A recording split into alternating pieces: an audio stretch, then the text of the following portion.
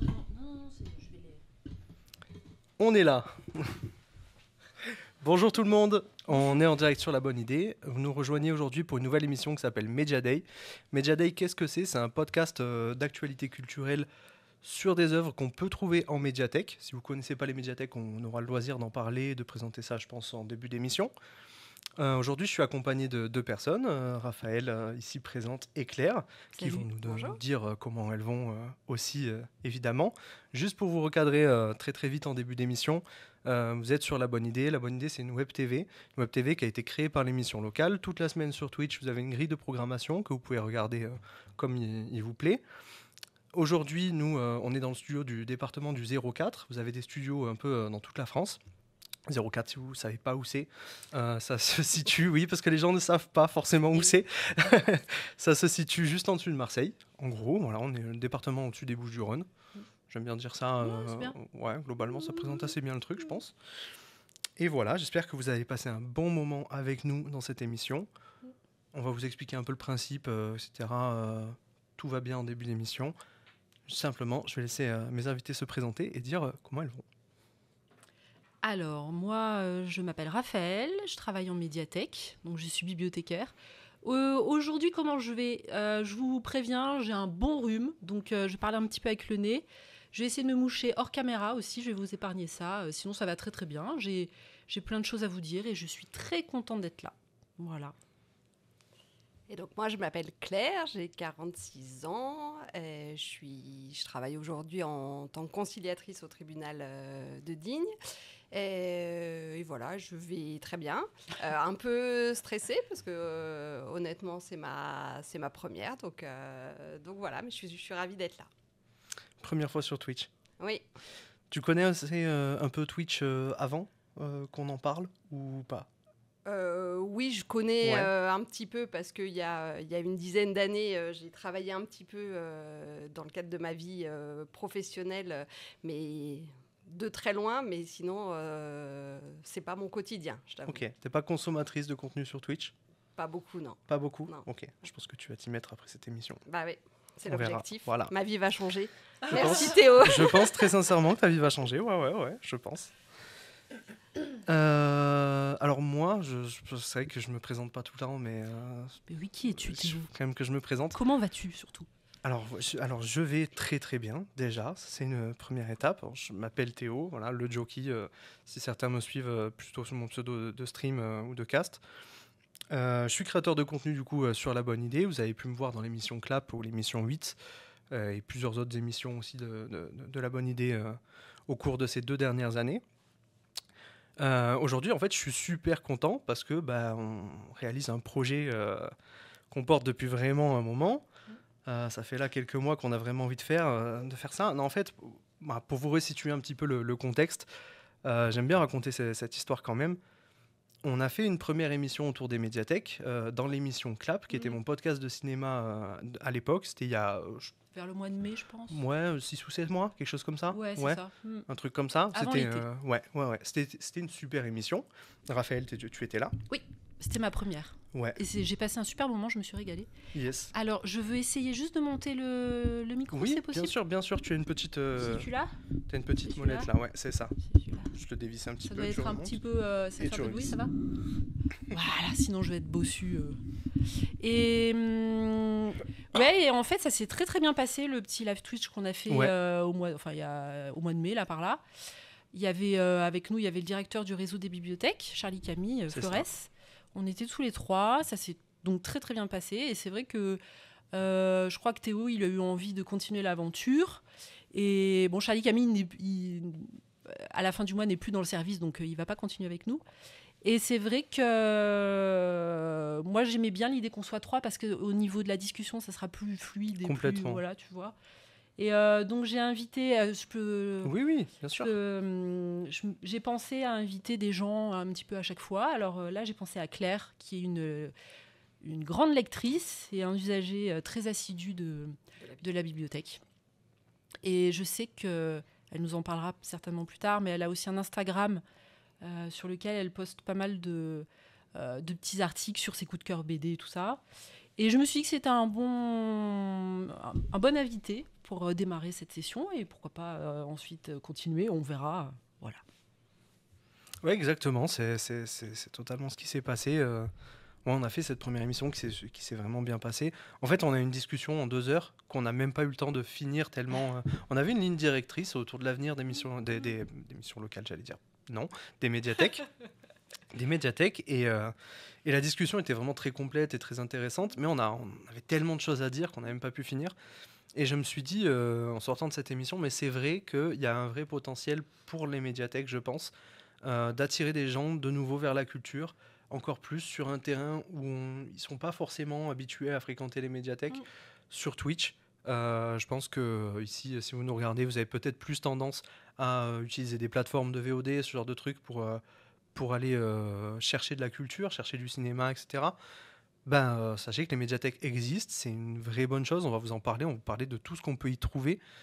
C'est vraiment un objet qu'on a en France qui est assez exceptionnel et dont on vous invite à vous emparer. Et je pense que cette émission, du coup, elle a une vraie utilité, elle a une vraie portée.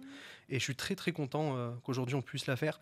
Et vraiment, mais vraiment, vraiment, c'est des galères à chaque fois, une émission. Hein. C'est vraiment des galères à chaque fois. Hein. Mais alors cette fois, je peux vous dire que ça n'a pas été facile. Ça n'a pas été simple en du fait, tout. c'est la troisième fois qu'on tente, mais du coup on a réussi là. Oui, voilà. Qu'on tente Là, de on faire réussit. cette émission. Il y a eu plusieurs bugs. Ouais, vraiment. Surtout complètement. gros bugs de caméra en fait. Ouais, exactement. Ouais. Là, on Ouais. n'était pas sûr de faire l'émission finalement. Non, on était un non, petit c'est peu, ça. voilà. J'ai fait mon maximum pour qu'on puisse la faire à chaque fois, mais c'est vrai que en régie, aujourd'hui, je les salue, j'ai 2 amis qui sont en régie, dont c'est pas le métier, qui vont faire aujourd'hui leur première en régie. Je vous encourage à les encourager dans le chat aussi. Franchement, j'en suis très reconnaissant. Les semaines d'avant, c'était très compliqué pour la régie. On a aussi cassé une caméra. Ah bon ? Voilà, je vous le dis, hein, tout simplement, on a pété une caméra. Qui nous a juste lâché entre les doigts. Attention, on n'a rien fait, on l'a pas jeté contre un mur, tout s'est bien passé, mais simplement on avait une caméra qui nous a lâché. Donc là aujourd'hui on filme avec une nouvelle caméra qui est la mienne personnelle. Voilà, je le dis, c'est aussi pour ça que je porte ce projet et que je l'aime bien parce que je m'y investis vraiment dedans. Mais ouais, je suis très heureux aujourd'hui du coup de pouvoir enfin le faire. C'est une petite réussite personnelle. Là où je commençais un peu à douter ces derniers jours, j'avoue. Voilà. Un peu, forcément. Donc là, l'objectif d'aujourd'hui, c'est d'essayer de... On va peut-être changer un petit peu le process dans les autres émissions, mais là, on va essayer de vous parler un petit peu soit de littérature, de bande dessinée, de nos petits coups de cœur à tous les trois, et puis tout en amenant aussi peut-être des discussions sur les bibliothèques, effectivement, le monde de la culture en général.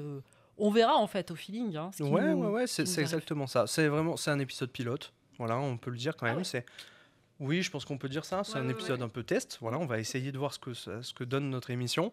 On va vous parler de recommandations qui nous sont assez personnelles à tous les trois. De ce qu'on peut trouver en médiathèque ou pas, etc. On va voir ça en fonction. D'actualité ou un peu moins actuelle aussi.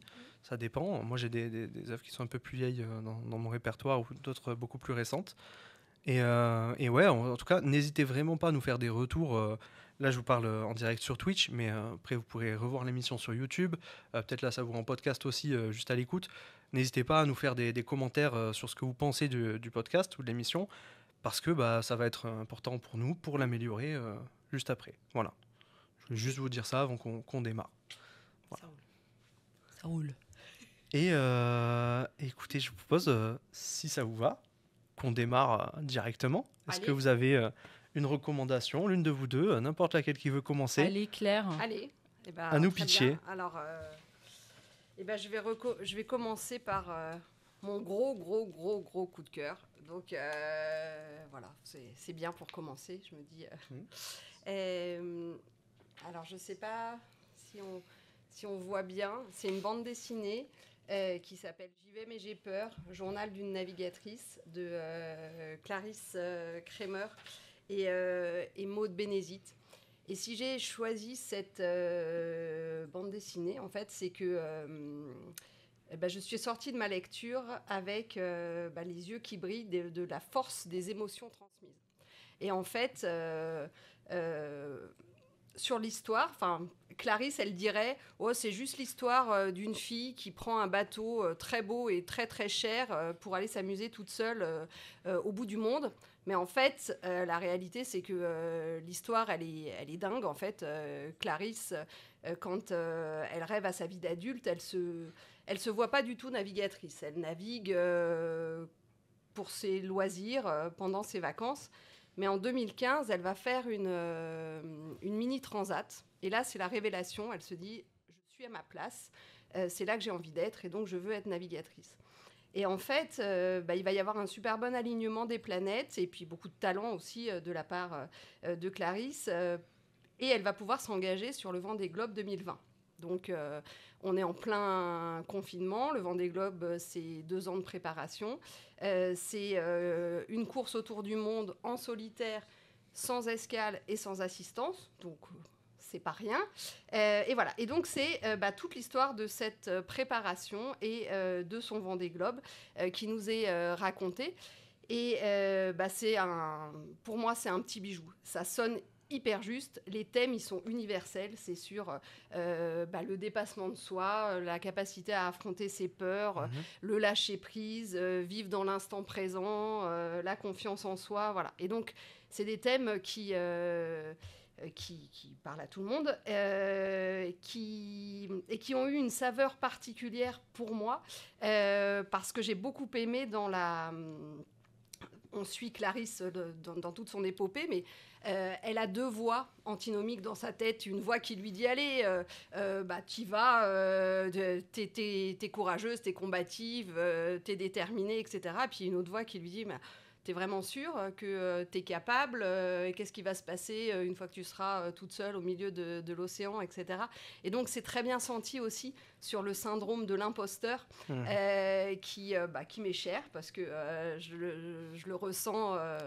Je crois que c'est un syndrome qui parle à beaucoup d'entre nous. Voilà. Donc, du coup, et en fait, il n'y a pas besoin du tout d'être passionné par la voile. Je ne le suis pas du tout. Je m'y intéressais même pas. Mais en fait, c'est juste une bande dessinée qui porte, qui booste, qui donne envie d'aller de l'avant. C'est un hommage aux femmes. C'est aussi une réflexion intéressante sur le statut des femmes dans le sport. En particulier autour de la maternité, parce qu'il y a quand même un vrai sujet, et c'est aussi abordé dans la bande dessinée, et je trouve que c'est important. Sur les dessins, c'est des dessins qui sont hyper vivants, dynamiques, et en fait, ce qui est assez fou, c'est que du coup, on suit Clarisse dans son tour du monde en solitaire. Donc, elle est toute seule, mais en fait, vous n'avez pas du tout le sentiment qu'elle est toute seule parce qu'il y a toutes ces voix, il y a tout son cheminement de pensée et en fait, vous avez juste l'impression d'être complètement embarqué avec elle dans son bateau et c'est juste génial. C'est marrant, petite remarque, mais moi, je ne suis pas expert en bande dessinée, j'en lis un peu, mais pas énormément. Mais c'est vrai qu'il n'y a pas de case. Il n'y a pas de case. Non, en fait, alors la structure des vignettes... Je ne sais pas si vous voyez vraiment l'image, mais il n'y a pas de case. La structure des vignettes, elle est totalement libre. Et il n'y a en pas fait, de gaufrier, en fait. Ça donne un dynamisme à cette lecture parce que vous avez aussi... des pages il y a des planches pleines, pleines et en fait voilà, moi j'ai vraiment juste eu le sentiment d'être complètement embarquée sur le bateau avec Clarisse et si je vous la recommande aussi, c'est parce que c'est mon chouchou, mais c'est aussi parce que on est en plein Vendée Globe 2024. À ce propos, on peut s'inscrire sur une appli là, comment elle s'appelle ? Virtual Regatta. Virtual Regatta pour faire le Vendée Globe, si on veut. Mais il y a un et film même sorti, avec Jean-Paul Rouve là, qui s'appelle Le Fou. La Vallée des Fous. La Vallée des Fous. Oui, voilà. Et Virtual Regatta, juste après. Je t'en prie. Virtual Regatta. En fait, là, même si le Vendée Globe a commencé, tu peux t'inscrire maintenant et t'es mis dans le peloton un peu à la fin quand même. Mais à la clé, le gagnant de cette Virtual Regatta a 150 000 € quand même. Donc ça vaut le coup. Ouais, c'est vrai que c'est pas mal. Ouais. C'est pas mal. Ouais, 150 000, on commence à discuter, quand même. Donc voilà, c'est Bien, t'es d'actu, Claire. Et bah, du coup, en plus, donc, Clarisse Kramer, qui est une des co-autrices du livre, hein, donc, elle est sur le Vendée Globe 2024, aussi embarquée dans l'aventure. Son mari aussi, sur un autre bateau. Donc voilà, il y a vraiment un intérêt à se plonger là maintenant dans cette bande dessinée. Et puis après, je voudrais juste faire un petit focus sur la couverture que je trouve géniale. En fait, l'océan et ce bateau qui est au milieu de cette immensité et où en fait le message, c'est waouh. Mais c'est waouh dans les deux sens en fait, c'est waouh, quel émerveillement, c'est génial d'être là, et c'est aussi waouh, comment je vais faire en fait, je suis toute seule au milieu, et s'il se passe quoi que ce soit. Est-ce que ça t'évoque pas aussi un petit peu ton compte Instagram quand même qui s'appelle les waouh de Claire? Ah c'est bah rigolo.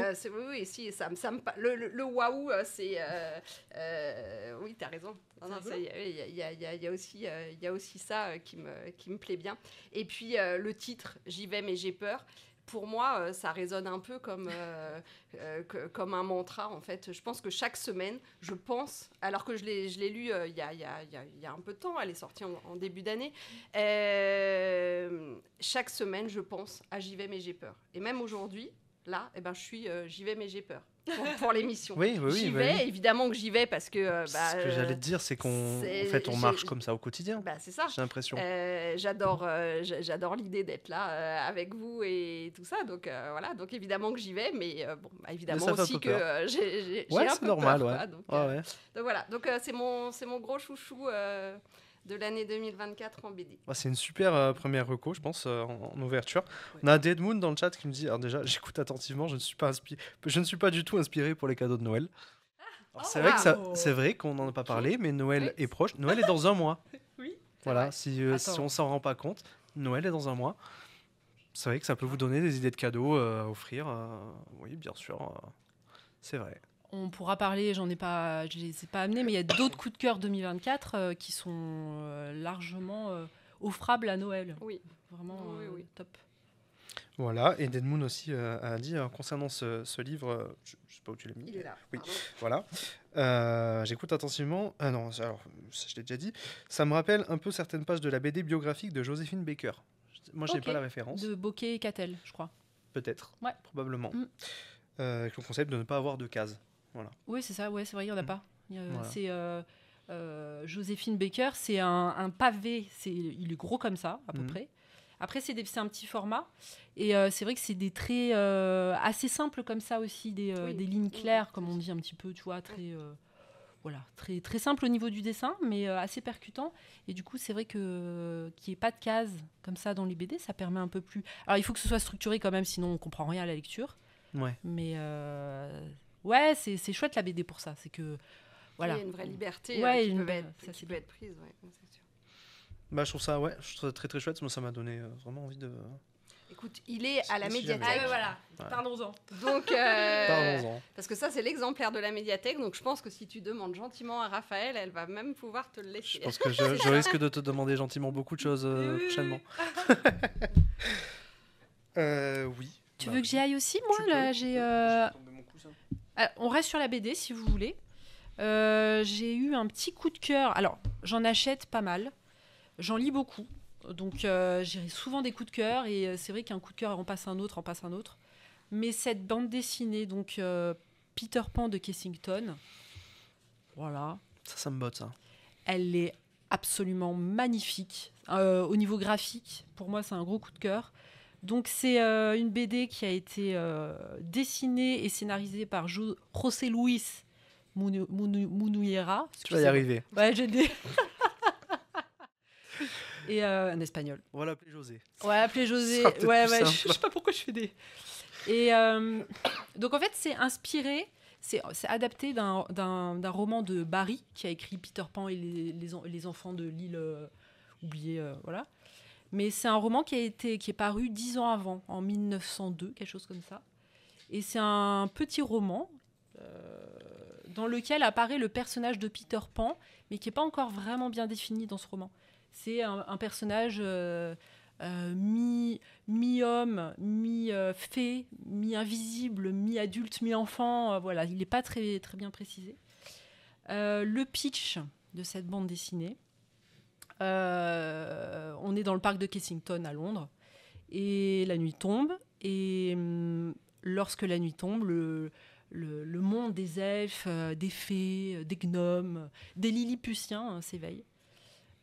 Le monde du rêve, quoi, en fait. Et une petite fille du vrai monde est tombée dans ce parc dans la journée et se réveille au milieu de ce monde virtuel, enfin irréel, de rêve. Et elle rencontre Peter Pan notamment. Voilà. Et c'est d'une beauté incroyable. On veut voir l'intérieur. Mais oui, alors J'espère attention. qu'on va bien voir la caméra. Alors, Je suis ouais. pas sûr, mais j'espère. Une BD, n'importe laquelle d'ailleurs. Alors, c'est une BD à la fois philosophique, à la fois très drôle, triste, émouvante. C'est incroyable. Il y a des moments où j'ai ri, pour de vrai. Il y a des passages très, très drôles. Et bon, allez. C'est bien Peter Pan drôle. Moi, chaque fois que je Mais il vois y a des petits moments des drôles. interprétations. Voilà. Tiens, si tu veux Ouais, montrer ouais, des images carrément. pendant que je... Un petit peu fouillé dedans. Merci. Ouais, tu regardes. Je vous la conseille, c'est un gros coup de cœur. C'est vraiment un travail magnifique. Oh ouais. Pour le coup, largement offrable à Noël. Pour, Mais si, je sais pas si vous allez voir. je dirais même à partir de vous avez 15 ce ans. genre de largement. case là, de C'est planche. beau. Mais cette planche là, elle est, Ah elle est oui, oui, oui. merveilleuse. C'est magnifique. C'est merveilleux, splendide. c'est merveilleux. Je sais pas si vous voyez bien, hein, mais bon, Ouais, elle est très très c'est belle. trop beau. Donc voilà, j'ai énorme coup de cœur de l'année. Et j'en ai pas eu beaucoup. J'en ai eu 2-3 cette année. Et ça, c'est voilà. Voilà. Et alors, c'est vrai que Peter Pan, il y a eu des adaptations qui ont été faites. Il y en a eu pas mal, notamment celle de Loisel, qui est d'une... Je sais pas si tu connais, Théo. Absolument pas. En BD, Tu- vraiment, Alors, zéro quoi. elle fait Alors, 5-6 tomes. ça m'évoque quelque chose. La à quête de l'oreille. l'oiseau du temps, Oui. par exemple. Je sais C'est pas. de l'héroïque fantasy pure. Ok. C'est Oh, une putain, pépite. je- Pépite. J'aimerais trop alors la Ah là fantaisie, là, c'est- bon, alors venez genre en préféré, médiathèque, mais- je vous fais un petit... Mais franchement, Des petites suggestions. c'est ce qui va se passer. Pas de souci, très très bien. Et pardon. Donc Loisel de Peter Pan, c'est en 5 tomes. C'est aussi une beauté magnifique parce que Loisel, il dessine très très bien. Par contre, l'histoire de Peter Pan en soi, elle est hyper Elle est triste, oui. vraiment. Et on la ressent bien. Là, ça va, on reste un petit peu dans le merveilleux, même si de temps en temps, il y a des petits propos sur l'enfance qui sont un petit peu tristes. C'est incroyable. Voilà. J'espère que ça vous a donné envie. J'espère qu'on m'entend bien au micro parce que je tourne la tête. C'est un Mais sacré, ça va Ok, bon, je super. pense que ça doit aller. Mais c'est vrai que c'est un sacré truc. Je C'est trouve beau, ça hein. magnifique. Ah ouais, je trouve ça très très beau. Bon, alors dans le C'est chat, vous ne voyez pas les cases, mais je vous invite à aller. Ah, je sais pas. en Ouais, si en mu- régie vous avez pu montrer quelques planches. Ouais, ça a l'air Ah, trop bien d'être oui. Génial. N'hésitez pas dans le chat à nous dire ce que vous en pensez aussi. Mais enfin, moi je trouve ça vraiment magnifique. C'est dingue, hein C'est un peu un style. Moi ça me rappelle un peu du Black Sad Ok. dans le style de Bah, dessin. c'est Diaz, Black Sad, c'est un espagnol aussi. Alors peut-être qu'il y a une Ok. école comme ça. Il y a peut-être quelque chose. Il dessine Mais c'est très vrai très que bien, ouais, Diaz. Black Sad, en fait, avec des expressions de visage très exagérées, les personnages méchants, Mm. ils ont vraiment des têtes très rabougries, ils font toujours un peu des grimaces bizarres. J'aime beaucoup ce genre de truc, dans un style assez réaliste en plus. Ah, je trouve ça trop cool. Ah, c'est vraiment... C'est de toute beauté. Hein. c'est vachement bien. Hein. C'est Et tu super pourras bien. la prendre aussi. Mais Claire l'a réservée avant, donc... Je lui laisse. Non, non, Y a pas de problème. je t'en prie. Attends, je pense que tu lis beaucoup plus vite une BD que moi. Donc, Oui, j'en lis beaucoup. autant c'est que vrai. tu y ailles, oui. T'as une BD, toi, Théo Ouais, j'ai une bande dessinée. Ah. Ouais. Moi aujourd'hui, alors vous allez voir, je sais, alors si j'ai des potes dans le chat, ils vont me cracher dessus parce que je parle de trucs qui sont mainstream. Ça, ok. Mais vous verrez, il y a une petite, il y a un truc. Il y a un petit truc à la fin de l'émission. Je révélerai un peu pourquoi j'ai parlé de tout Une ça. surprise. Ouais, pour la première émission, je voulais Ah. marquer un peu le coup. C'est mignon. Mais ouais, la bande dessinée que j'ai lue, ça fait vraiment. Je lis pas beaucoup de BD. Enfin, oui et non. Je lis beaucoup de mangas. C'est de la BD, c'est un sous-genre de la BD, mais c'est de la BD. Mais c'est vrai que je voulais lire de la BD un peu plus traditionnelle. Et du coup, j'ai lu le tome 1 de Lou. Ouais, Lou de Julien Nil, voilà.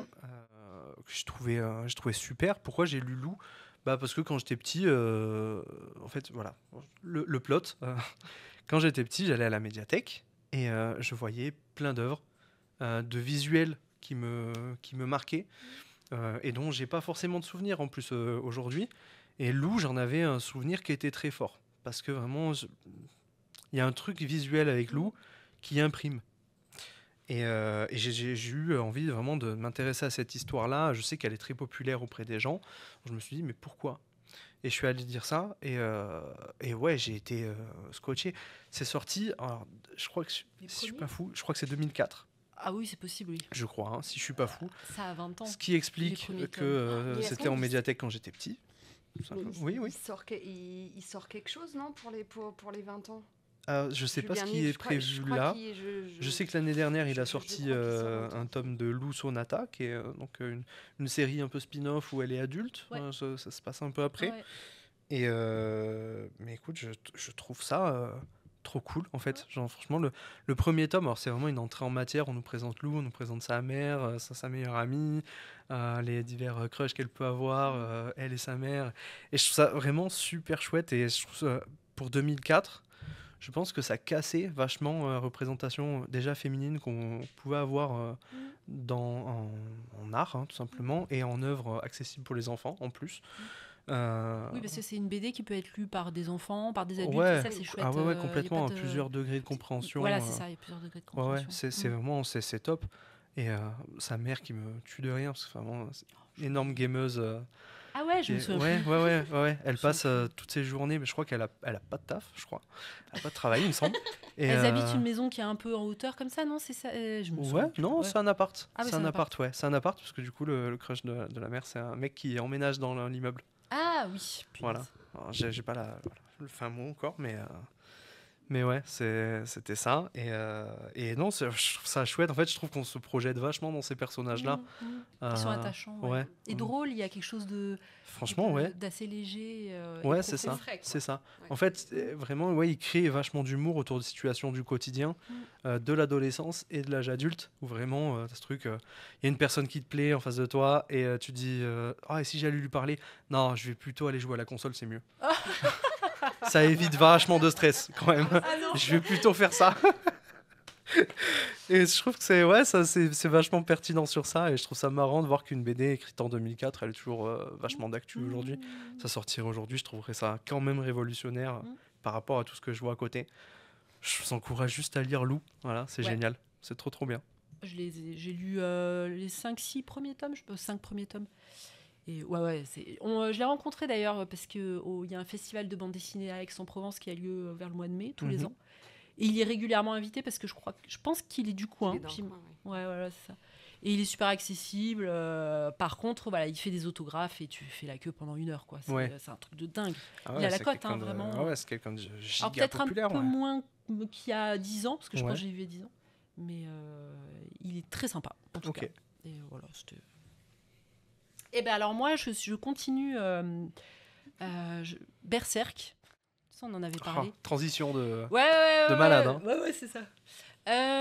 Parce que je me suis dit, il y a quand même pas mal de monde qui en parle, donc je voulais voir un peu ce que c'était, ce que ça donnait. Berserk, c'est un manga qui date des années 90, si je me trompe.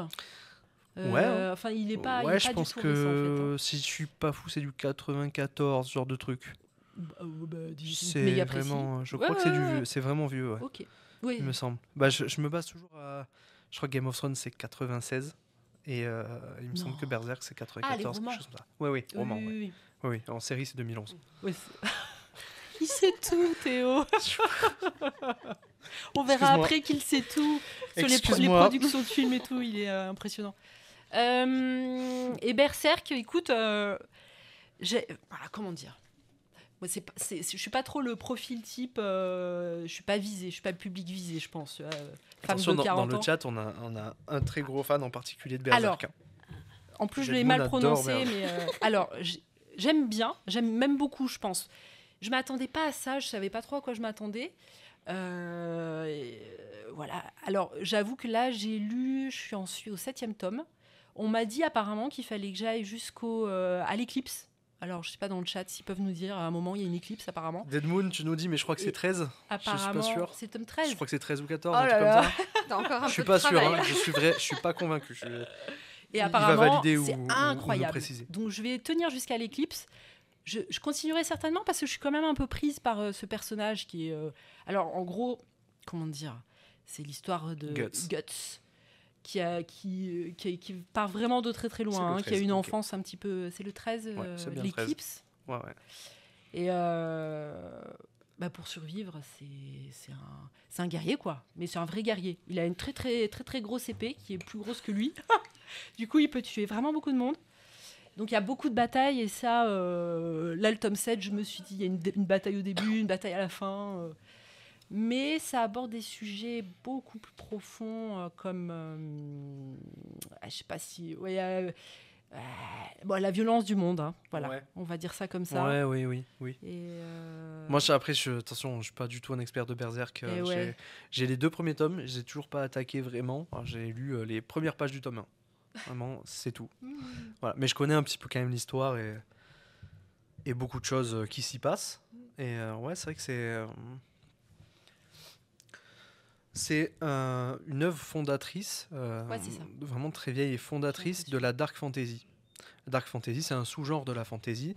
On est dans un univers du coup qui n'est pas le nôtre, hein, qui a une carte propre à lui, etc. C'est de la fantasy médiévale, Berserk en l'occurrence, donc chevalier, etc. Et ils sont dans un monde de Dark Fantasy. Pourquoi Dark ? Parce qu'ils sont entourés de monstres, entourés de violences constantes. C'est un univers où le bonheur n'existe pas.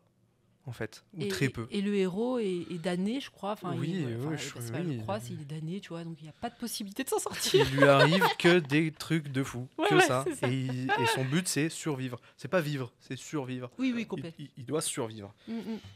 Et ouais. Et oui, Dead Moon qui nous dit, oui, courant, il y a 42 tomes en tout. 42 tomes. La 42. Ouais. Je pourrais les lire, hein, c'est faisable, mais bon, voilà. Mais apparemment, c'est... Voilà, moi, je pense que, moi, l'Eclipse, je sais un peu ce qui s'y passe dedans. Je sais pas tout. Je pense que si tu arrives à ça, tu vas continuer, à mon avis. Okay. Ouais. Je crois que c'est vraiment très, très, très, très bien. D'accord. Ouais. Et juste pour compléter, mais c'est écrit par Kentaro Miura, du coup, un auteur japonais vraiment giga célèbre pour Berserk, qui est malheureusement décédé, qui nous a quittés il y a quelques années, et qui était vraiment réputé pour ses dessins. Berserk, c'est vraiment... On parle de dessin depuis le début de l'émission. C'est vrai que quand on parle de bande dessinée, souvent, on va sur la bande dessinée, on va lire une œuvre parce qu'elle est bien dessinée. Et Berserk, c'est vrai que c'est un truc de fou. On trouve des panels, vraiment des doubles pages pleines de décors, des villes hyper détaillées.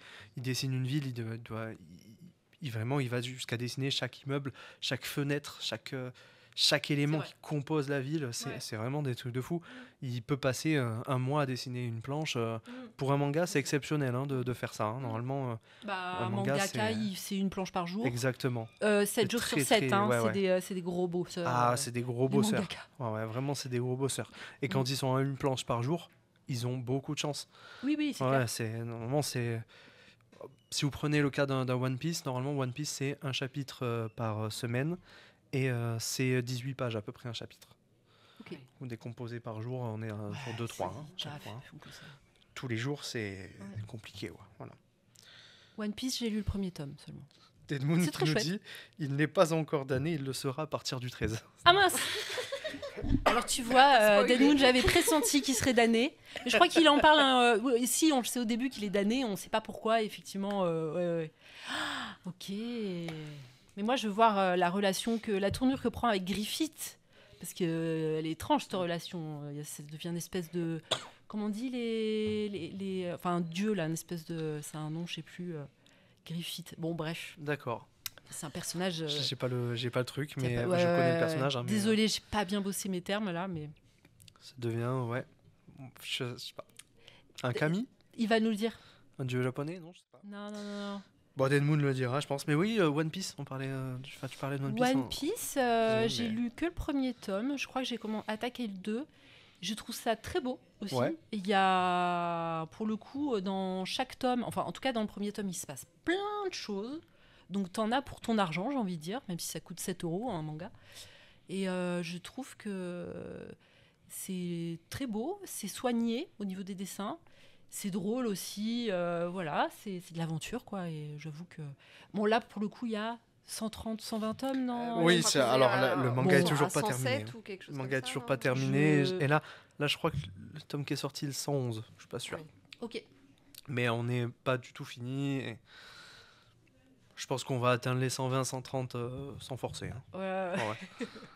Et je suis à continuerai jour pas. sur One Piece. C'est C'est vrai. vrai. Ah oui, ouais. Ah bon. Mais c'est une histoire. One Piece, c'est très particulier parce que quand vous la suivez, souvent, quand vous êtes dans vous êtes dans ma situation et vous l'avez découvert quand vous aviez 10 ans, à peu près. Mm. Et quand on commence One Piece à 10 ans et qu'aujourd'hui on est toujours dedans, je peux vous garantir que qu'on aime vraiment le manga ou pas, moi je trouve qu'il a des défauts.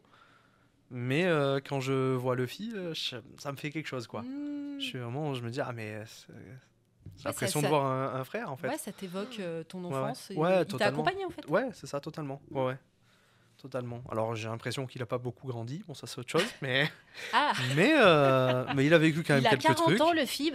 Ah, il a quand même vécu quelques trucs, mais c'est vrai que ouais, quand on suit cette histoire depuis tant d'années, Mm. on a envie de savoir ce que c'est ce trésor. Hein. Franchement, hein. Et Le on One sait Piece toujours là, pas, là. ah Où non, sont on ce- sait toujours pas là. Là, on commence à avoir un peu des pistes qui sont quand même un peu C'est révélatrices. qui l'auteur déjà de One Piece Eiichiro Oda.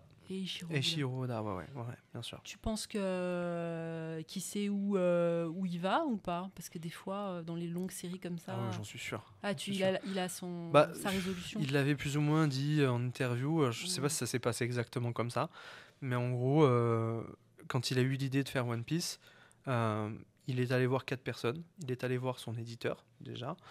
Je crois que c'est un mec qui bosse pour la Shueisha, une énorme boîte d'édition au Japon. Et il est allé voir aussi Masashi Kishimoto, qui est l'auteur de Naruto, et Akira Toriyama, auteur de Dragon Ball. Il leur a pitché son histoire de One Piece, et ils ont tous été unanimes pour lui dire « Ton histoire mérite d'être racontée Ok. ». C'est Adoubé. pas mal. C'est Validé. plutôt pas Ouais, mal. c'est Normalement, c'est plutôt des mecs qui ont fait des bonnes histoires Ouais. aussi. Donc, bon, je pense que c'est quand même pas trop mal, ouais. Ok. Ouais, contre toute attente, vous m'avez donné envie de lire One Piece, parce que moi, en fait, je ne connais de One Piece que Oui. le fait que je les offre. Enfin, je fais partie de ceux qui offrent au fur et à mesure à mon neveu qui en est complètement fan et qui doit en être à peu près aux alentours du tome 70. Donc voilà, je connais le nom des personnages parce qu'il les apprend à mon fils qui a 4 ans et demi. Donc voilà, donc je baigne là-dedans, mais en même temps, je les ai jamais ouverts. Donc voilà, Tom, prépare-moi le tome 1 de One Piece pour que je puisse le découvrir. Ah bah, ça serait très très bien. Je pense que c'est une très très bonne idée. Ah, c'est chouette One Piece, franchement. C'est l'aventure. Il faut aller vers One Piece. Dead Moon a pu répondu. Il a pu A répondre. pu répondre. Je vais m'en sortir. Ah, Sur le sujet de Griffith. Ah oui. Alors, il a dit, du coup, c'est l'incarnation même de l'ambition. Ah bah, pour lui. oui, Voilà. je pense qu'au tome 7, on sent que... Oui, Il dit prêt à tout, entre parenthèses, vraiment tout, oui, pour arriver à ses fins. C'est un personnage qui est vraiment bizarre à apprécier parce qu'il est très très profond, mais ses actes sont horribles du style jeter le manga par la fenêtre et rester en boule sur le sol. À Comprends toi, pas trop, Cécile. il veut dire Mais qu'il d'accord. il a jeté le manga. Ah oui, il d'accord, est- ok. Ah, t'as oui. été traumatisé par Griffith. Ok, oui, Je peux oui, non, mais comprendre. ça me choque pas du tout. Sachant ce qu'il fait, Ça, le c'est un gros personnage, perso, en tout effectivement, cas, je hein, pense que il pense est que c'est fort. impressionnant. c'est la fin de ton message, Deadwood, qui est vraiment en mode dépression. Ça va aller. Et One Piece, je ne peux pas commenter. Bah, écoute, on peut pas tout avoir. C'est une œuvre très longue. Je sais pas si j'encourage à la commencer vraiment aujourd'hui. Mais C'est un en One même Piece temps, ouais. Ah. Parce que c'est long. Mais en même temps, c'est vrai que c'est potentiellement l'œuvre du siècle. Parce que Oh. vraiment, bah, vous avez quand même, Mais carrément. en 1999, je crois, ou 98, je C'est sais ça. plus, One Piece, 99, je crois bien. un mec qui écrit une histoire avec un grand pirate, Gold Roger, qui dit j'ai laissé mon trésor quelque part dans ce monde. trouvez-le, je vous le laisse, et qui se fait exécuter sur place publique à ce moment-là. Et là, on est en 2024, on sait toujours pas ce que c'est ce trésor. Mais il y a un mystère autour de ce trésor. Ce trésor, c'est pas juste un tas d'or. Il y a quelque chose de plus. Ça va être l'amour de C'est quand l'humanité. même- Quelque C'est chose fort quand même de faire une histoire comme ça et de tenir autant d'années. Oui, ça, Je c'est pense sûr. que c'est très très fort. Et les gens sont toujours là. Et plus nombreux que jamais. Et ils veulent savoir ce que c'est. Mais ça ressort On ne peut que toujours respecter. dans les classements des livres préférés des Français. Tu as forcément Ouais. One Piece au milieu d'œuvres beaucoup plus classiques et qu'on qualifie de littéraires. Mais, donc, Ouais, c'est ça. c'est que C'est c'est qu'il y a qu'il faut quelque le chose. découvrir. Oui. Il y a quelque chose, ouais. Complètement. Deathmoon qui me dit Jockey et hyperbole, on t'aime quand même. Mais c'est pas une hyperbole. Là, pour le coup, attends.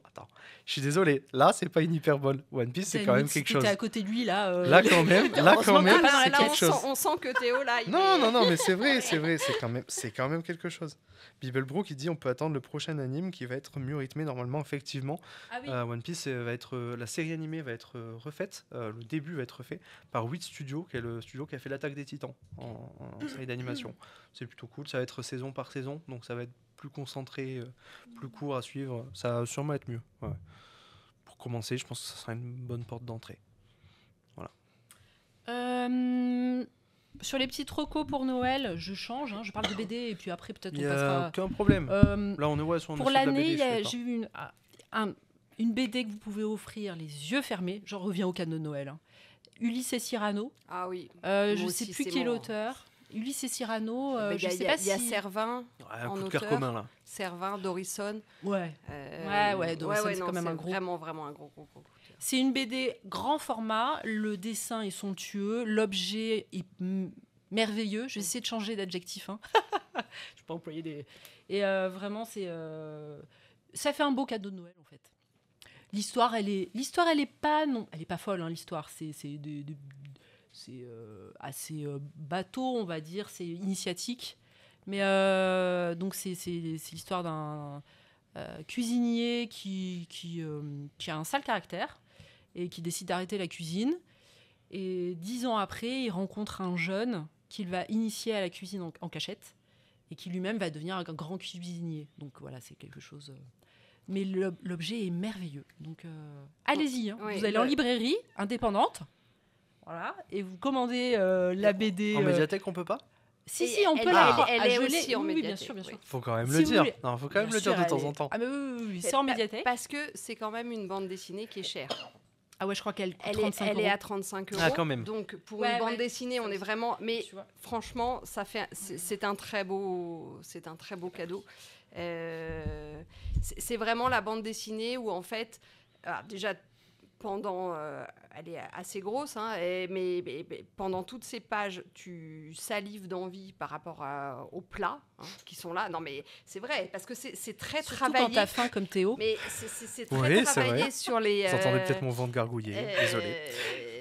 Sur les plats, c'est très gourmand. On est vraiment dans un monde de bons vivants, qui est généreux, qui ont envie de partager. Donc, c'est une bande dessinée qui fait du bien. Qui met bien, ouais. Ouais, vraiment, c'est une très bonne idée de cadeau. Le titre Ulysse et Cyrano. Oui, c'est Cyrano. Ok.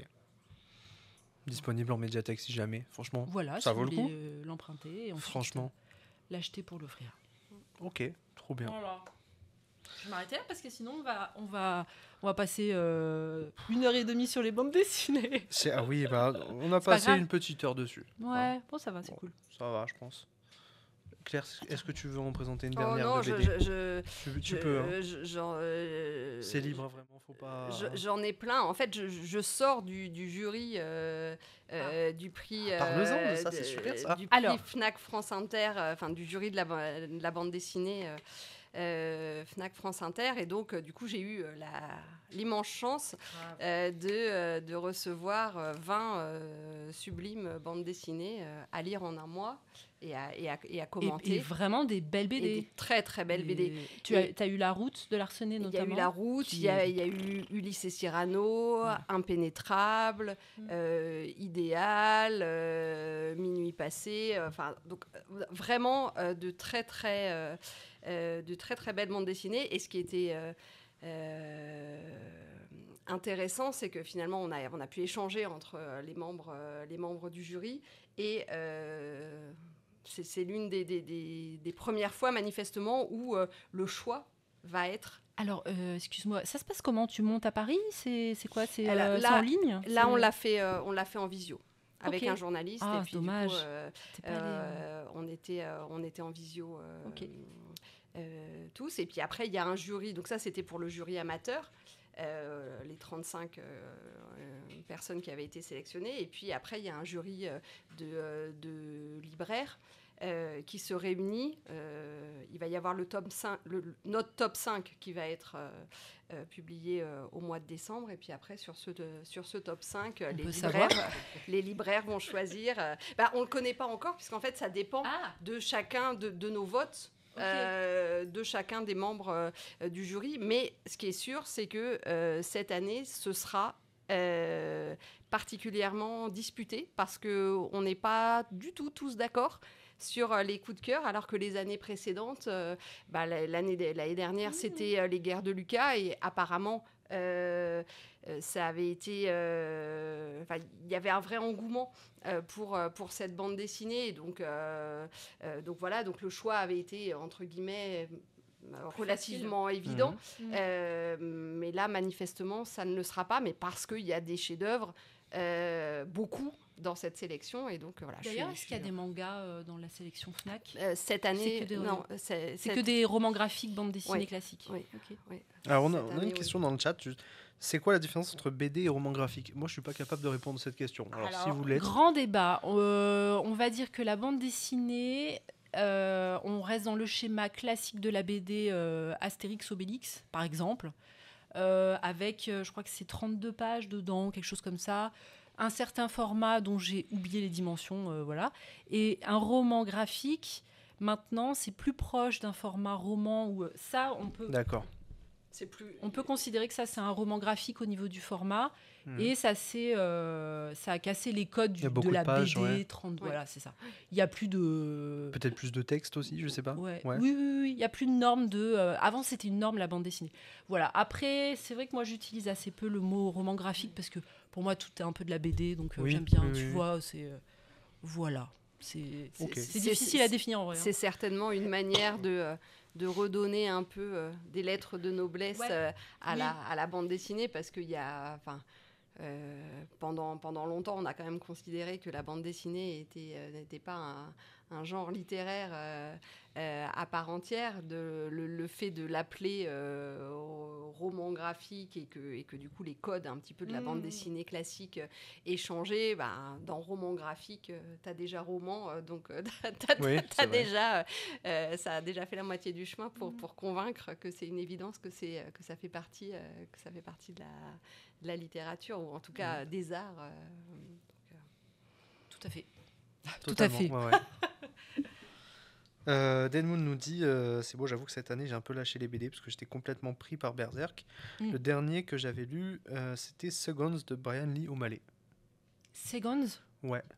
Je sais pas. C'est peut-être un comics, ça, non? Peut-être. C'est un comics. Connaissant Denmoon, il y a moyen, ouais. Alors j'en lis un peu des comics, mais ça je le connais pas. Je sais pas du tout. Je sais pas non plus. Ok, d'accord. Et oui, parce que nous dit... à l'édition qu'on devait faire et qui n'a pas eu lieu il y a presque un mois maintenant, la première fois, j'avais prévu... C'était le 30 octobre. J'aurais pas dit. C'était la veille d'Halloween, où j'étais dans un trip halloweenesque. Oui, c'est vrai. J'avais prévu de montrer la BD... Mais oui, il y en avait une qui était chouette. La vie de la goule. Ouais, La nuit de la goule. La nuit de la goule. La nuit de la goule. Je sais, du coup, j'ai fait les recherches et tout. La nuit de la goule, un comics... qui est carrément gore, hein. C'est voilà, il y a des bébêtes qui sortent des corps, du vomi et tout ça, hein. Mais voilà, pour parler des comics, ça aussi. Ok, ça c'était plutôt comics, ok. Mais oui. Ça, Ok. un comics. Bibelbro qui nous dit un peu comme la différence entre dessin animé et film, série d'animation. Ah oui. Ouais, alors là c'est vrai que moi, pour moi, il n'y a même pas de différence là-dessus. Mais bon. Oui, c'est un comics, ouais. Différence c'est ça. entre BD et comics alors En fait, c'est la même chose. c'est un C'est sous-genre. juste qu'un comics, c'est une BD américaine, en fait. C'est Ouais, tout. voilà, c'est ça. Voilà. Comme Et c'est un comme manga, manga, c'est ouais. une BD japonaise. Voilà. Et c'est les mangas coréens, C'est des manhwas, je voilà, c'est de la Ouais. BD coréenne. C'est Je juste crois que des c'est ça. termes qui changent. C'est pas qui étaient utilisés dans les pays, crois. en fait. Ouais. Voilà. Ouais, tout simplement. Mais effectivement, les formats ne sont pas les mêmes parce que le comics américain, la BD américaine, c'était quand même extrêmement publié dans les journaux. Donc il y a toujours ce format assez long comme ça de papier journal. Voilà. Chaque BD, j'adore la BD, hein, je suis contente qu'on en parle.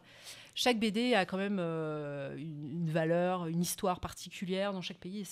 Le manga, c'est si peu cher parce que à la base, c'était vraiment publié sur du papier de mauvaise qualité. Mauvaise qualité, Pour que ce ouais. soit accessible, voilà. Donc petit, voilà. C'est vachement intéressant. Non, c'est vrai que c'est c'est un très bon sujet. Ouais. Moi, personnellement, c'est vrai que je connais moins, mais... Enfin, manga, je connais très bien, mais en termes d'édition, etc., beaucoup moins. Pose de passer à la suite, si vous Ouais, voulez. allez. De quoi vous voulez qu'on parle? Je sais pas, freestyle. On peut parler... Parce qu'on n'a pas parlé de romans. On peut parler de romans Allez. si tu veux. On peut parler de romans. Moi, j'en ai qu'un. Donc, vraiment, Eh ça- ben, ça va vas-y, être- tiens, ça serait très commence, vite. Théo. Ah, je Tu veux commence. pas? Non, je peux, il n'y a pas de souci. Je peux. Bah non, je reste sur des trucs très mainstream, encore une fois. Je vais pas chercher des romans très... Mais, écoutez, justement, ça rejoint, Tu sais, c'est bien ça aussi de rejoint ma DA. faire des portes d'entrée pour les gens. Il ne faut pas que Exactement. les gens se sentent exclus parce qu'on présente que des trucs que personne ne connaît. Non, mais en fait, c'est hyper important. Et en médiathèque, c'est Non. très important d'acheter du mainstream, de mettre... c'est des appels, en C'est ce fait. que je me suis dit. Bah, évidemment. C'est pour ça que... En fait, c'est ce que je me suis dit. Pourquoi Et ce qui est mainstream n'est pas forcément nul. Enfin, il Ouais. y a des trucs très bien, des complètement, trucs nuls. ça peut être mais, pertinent, et totalement. oui, complètement. Mais c'est vrai que quand j'ai eu ma réflexion pour préparer l'émission, je me suis dit, il faut peut-être que je cherche un peu des trucs qui sortent un peu de l'ordinaire. Coup de cœur. Et en même temps, je me suis dit, mais moi, je suis pas allé vers la médiathèque pour ça. Quand j'étais petit, j'y suis pas resté pour ça. Je suis resté parce que j'ai découvert des trucs mainstream que je retrouvais ailleurs, à la télé et tout. Mais ouais, du coup, en roman, je sais pas si vous le savez, je pense que vous savez à peu près tous. Il y a une grande série ces dernières années qui a existé qui s'appelle Game of Thrones. Non, je connais pas. Énorme série américaine. Voilà. Donc, Est-ce que Game tu l'as of vu, Thrones. Claire, la série? Alors, Oh, aïe, aïe. pour être très honnête, mon mari est totalement fan. Et donc, il a lu les livres. Et moi, la série, en fait, alors c'était il y a quelques années. Elle mais, prend des pincettes pour nous non, amener mais le truc. j'ai. En fait, non, c'est juste qu'en fait, je me dis que je devrais revenir sur ma position. Et j'espère que tu vas m'inciter à le faire. Mais j'ai vu les 2 ou 3 premiers épisodes et je me suis dit, oh, c'est gore. Ah oui, ça oui, ça. Et oui. en fait, comme j'ai un rapport avec les séries où en fait j'aime bien le soir pour me détendre mettre une série, et ben du coup, je sais pas, ça devait correspondre à un moment de ma vie où voir beaucoup de sang, de combats, etc. Ben, ça correspondait pas à ce avec quoi j'avais envie d'aller me coucher. Mais voilà, mais par contre je suis d'accord, je pense que ça manque à ma culture, donc il y en a un qui va être ravi parce que c'est pas grave si t'aimes pas, du coup voilà, on va se remettre à la série Game of Thrones. Non parce que j'aimerais bien, franchement... en fait, j'aimerais bien aller plus loin, mais que mon premier a priori. Mais c'est juste que voilà, au moment où je l'ai regardé, ça correspondait pas à ce que j'avais envie de voir, quoi. Voilà. Je peux comprendre totalement. Moi, tu sais, je suis un homme, j'ai très peu de talent. Bon, c'est vrai, j'en ai pas beaucoup. J'en ai très peu. Qu'est-ce que c'est que Alors peut-être. je suis un homme. Ouais, non, mais justement, peut-être que d'autres diront que j'en ai beaucoup. Moi, je pense que j'en ai pas non plus énormément, mais j'en ai au moins un. C'est que je suis capable de convertir énormément de gens en Game of Thrones. Ah. Vraiment. Alors ça, c'est mon Ouh, talent. le- Ça, c'est vraiment mon talent, quoi. Ok. Ah, vraiment. Dans Game of Thrones, franchement, déjà, ce retour de 2-3 premiers épisodes et on a arrêté, c'est un truc que j'entends, mais tout le temps. Ah Mais ouais. vraiment. Mais parce que le début est dur. C'est dur d'accès, Game of Thrones. Vous arrivez dans un univers qui est déjà en place, qui a déjà son histoire, qui est très très vieux. Et d'un coup, on vous dit telle famille, et le Oui. roi il arrive, J'ai et rien compris. il faut une main du roi et tout. Oula, oula, Il faut une wow. main du roi. Et il y a des zombies au-delà du mur de glace, et à l'autre bout du monde, il y a une des princesse dragons. dragon, et tu dis wow, wow, wow, ça fait beaucoup. Et puis, bah, vous avez de la violence, etc. Alors, c'est pas un univers qui est gore, c'est un univers qui est très réaliste. C'est-à-dire Oui. que quand il y a de la violence, il y a, Oui, de la, oui. il y a la violence du La monde, vraie violence. la vraie violence. Mm. Cependant, ça reste un univers de fantasy quand même. Moi, je pense que ça fait quand même la part belle au rêve aussi. Westeros, même si c'est un univers sanglant dans lequel il y a beaucoup de morts parce que c'est réaliste, moi je trouve que c'est quand même un univers dans lequel on a envie d'être de temps en temps. On se dit, ah, ce serait quand même pas mal. On se projette vachement dans les personnages. Moi, souvent, je me dis ça. Je me dis, mais si j'étais dans telle famille à tel moment, qu'est-ce que je ferais dans cette situation-là? Et j'aime beaucoup faire ça, personnellement, dans Game of Thrones. Voilà, je voulais vous en parler parce que déjà, alors je suis vraiment très très fan de la première série Game of Thrones. C'est cette série qui m'a donné envie d'étudier le cinéma, de faire de l'image en fait, hein, de créer des choses avec une caméra. Et, enfin, ça en fait partie en tout cas, c'est pas la seule, mais ça en fait partie. Et ces dernières années, il y a une série qui s'appelle House of the Dragon qui est sortie, qui est l'adaptation d'un autre livre de George R.R. Martin, qui est Feu et Sang. Et House of the Dragon, il y a la saison 2 qui est sortie cette année. Elle est assez courte, elle fait 8 épisodes, je crois, cette année, au lieu de 10 traditionnellement. Et on suit, c'est un préquel à Game of Thrones qui se passe 200 ans avant. Et on suit une partie du règne de la dynastie des Targaryens qui a régné sur le monde de Westeros pendant de nombreuses années. Les Targaryens, c'est les blonds. C'est les blonds qui ont les dragons, des Les très blonds et gros les dragons dragons. qui crachent En du fait, feu. il va falloir Voilà. que vous me fassiez un petit lexique. Non, c'est un peu complexe, C'est mais trop dur. justement, c'est pour ça que j'aime cet univers, que je l'ai aimé, parce que en fait, je me suis rendu compte, mais je me suis dit, qu'est-ce que j'aime tant dans cet univers-là? Et je pense que House of the Dragon me l'a révélé, parce que je suis allé vers le livre, du coup, je n'avais pas envie d'attendre, tout simplement. J'étais trop dans le mood, et 8 épisodes, c'était trop court, et j'avais envie de prolonger ça. Donc, je suis allé vers Feu et Sang, et vers A Night of the Seven Kingdoms, qui est une série de 3 nouvelles que George R. R. Martin a publié ces dernières années, qui se passe 90 ans en Game of Thrones. Voilà, donc c'est entre House of the Dragon, du coup, Feu et Sang, et Game of Thrones. Et j'ai trouvé ça très très chouette parce que vraiment, il a développé un peu à la manière de Tolkien finalement, mais j'ai même tendance à dire en plus développé que ça, en plus abouti, parce que Tolkien n'a pas eu le temps de le faire, je pense, une histoire vraiment d'un pays entier, d'un continent même, avec ses rois et toutes ses dynasties. Et je trouve ça fantastique qu'on est capable d'établir une chronologie complète de Westeros, de son histoire, comme notre monde à nous, en fait, finalement. Ça m'a énormément rappelé mes cours d'histoire du Moyen-Âge à l'école, en fait, tout simplement. Les Targaryens, alors vous avez Aegon Ier qui succède à Maegor, ça, après, vous avez tous les rois un par un, mais il y en a, je sais pas, il y en a peut-être 50, quoi. Il y a peut-être 53, un truc comme ça. Il y en a beaucoup, beaucoup, beaucoup, avant d'atteindre Game of Thrones, qui est en fait la fin de cet univers. Game of Thrones, c'est la fin. Oui. Voilà. C'est assez bizarre, mais le début, en fait, il l'a fait bien après dans d'autres œuvres. Et ouais, du coup, c'est vrai que j'avais envie de vous en parler, parce que je trouve ça assez chouette. Alors, la saison 2 d'House of the Dragon, je pense qu'elle n'est pas trouvable là, aujourd'hui, en médiathèque, tout de suite.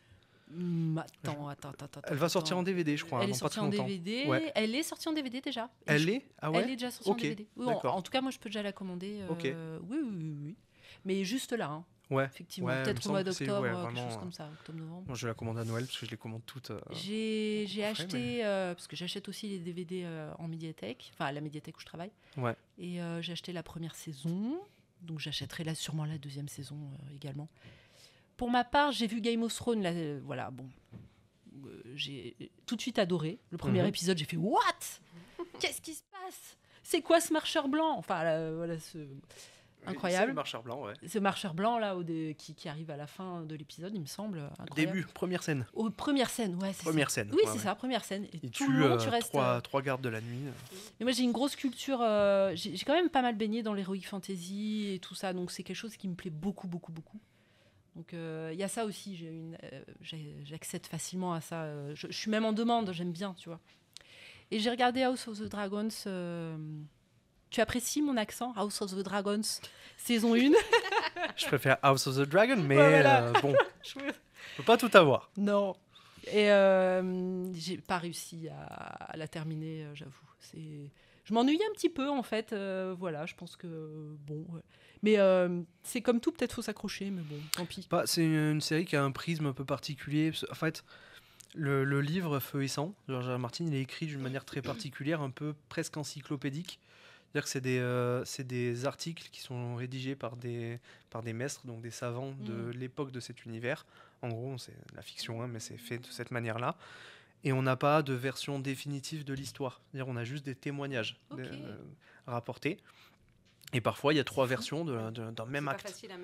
C'est pas facile à mettre en image. Alors, en image, on a préféré faire, pour House of the Dragon, un truc beaucoup plus intime, vraiment centré sur l'histoire sur une famille. Ouais, on suit énormément les sentiments du roi, etc., et toute sa famille autour. Game of Thrones, c'était pas du tout le cas. Je sais pas si vous vous souvenez, mais Game of Thrones, c'est vraiment... tu suis 4 familles minimum. On suit des familles, mais surtout à travers toute la carte en plus. Oui, c'est ça. Là, on est vraiment que à Port-Réal, aux salles du trône, c'est etc. Ça qui me... Pour Game of Thrones, on était vraiment partout en même temps. De temps en temps, les personnages se rejoignaient, se reséparaient. C'était un bordel, quoi. C'était trop bien, c'était génial. Mais c'était un prisme différent. House of the Dragon a cette force, moi, je trouve, d'être vraiment sur le rapport un peu plus intime sur les personnages. Moi, c'est quelque chose que j'aime bien. Après, je peux comprendre que c'est dur aussi de franchir le cap. Peut-être pas à ça, tu vois. Peut-être que j'étais restée sur ce fourmillement là où tu passes d'un personnage à un autre, ils se rejoignent, j'adore l'idée. Ouais. La scène où Sansa et son frère se retrouvent là, j'adore. J'adore ces passages où les personnages se retrouvent. Bah oui, c'est ça met du baume au cœur en général, dans un univers un peu dur. Et donc là, tu as lu les Game of Thrones. Non, j'ai pas lu les intégrales de Game of Thrones, moi, pas encore. J'ai lu Feu et Sang, qui est donc le gros livre encyclopédique sur lequel est basé House of the Dragon. Et j'ai lu A Night of the Seven Kingdoms, qui est un recueil de 3 nouvelles, 90 ans avant Goth, qui est vraiment écrit comme une nouvelle, donc pour le coup, qui est un récit plus linéaire, où on suit vraiment un personnage de A à Z dans son aventure. Et c'est simple à lire. A Night of the Seven Kingdoms est vraiment beaucoup plus simple à lire. C'est accessible facilement. Plus descriptif. Il n'y a pas de 36 versions de la même histoire. Il n'y a pas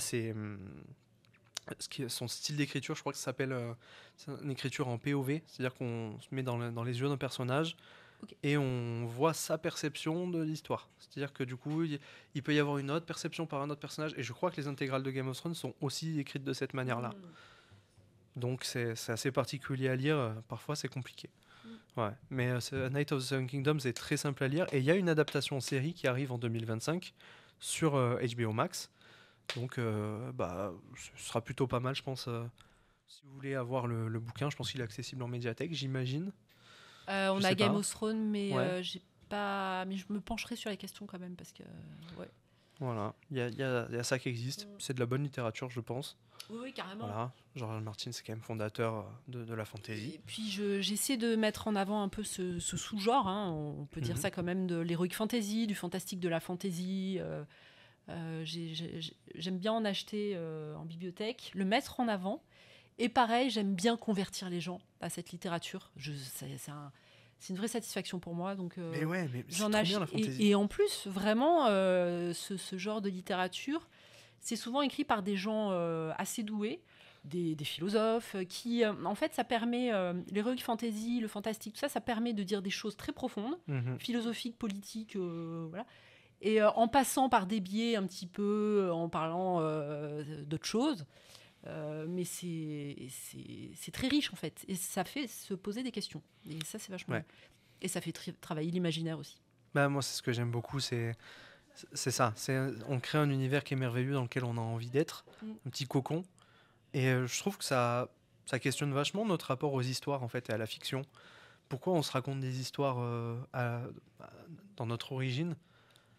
C'est un peu pour se rassurer. Quand on est petit, on est enfant, on essaie de se raconter des histoires pour s'endormir, ou alors on essaie de se raconter des histoires pour se rassurer sur le monde dans lequel on vit.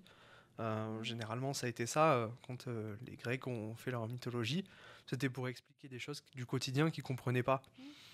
Je vois un peu ça comme ça. Et j'aime bien aller dans les univers de fantasy parce que je pense que c'est des univers qui me rassurent beaucoup. C'est une petite part d'humanité, je trouve. Il y a quelque chose...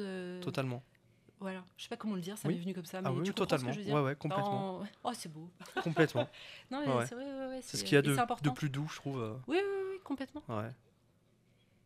Et à la fois, voilà, des sujets qui sont des sujets sérieux. Et des choses... ouais. Voilà. On est C'était ma reco. Bien sûr. C'était ma reco, bien sûr. Bon, alors... moi, j'ai une petite reco. Ce n'est pas de l'heroic fantasy. Là, je fais un petit travail un gros travail, on ferait, sur la littérature amérindienne. Donc, vraiment, les livres écrits par les Amérindiens. Et pas des livres sur les Indiens, ou voilà. Donc, j'ai lu dernièrement un roman qui est considéré comme un roman jeunesse. Le premier qui pleure a perdu, de Sherman Alexie, qui est un livre qui date de 2010 à peu près. Et il est génial. C'est un roman un petit peu autobiographique de Sherman Alexie. Sherman Alexie est donc né dans une réserve indienne, comme beaucoup d'Indiens, voilà. A grandi dans une extrême pauvreté, avec... alors, ses parents boivent, mais ne le tapent pas, donc ça, c'est dit dans le roman, voilà. Il y a beaucoup d'humour, il y a ça vraiment qui revient tout le temps.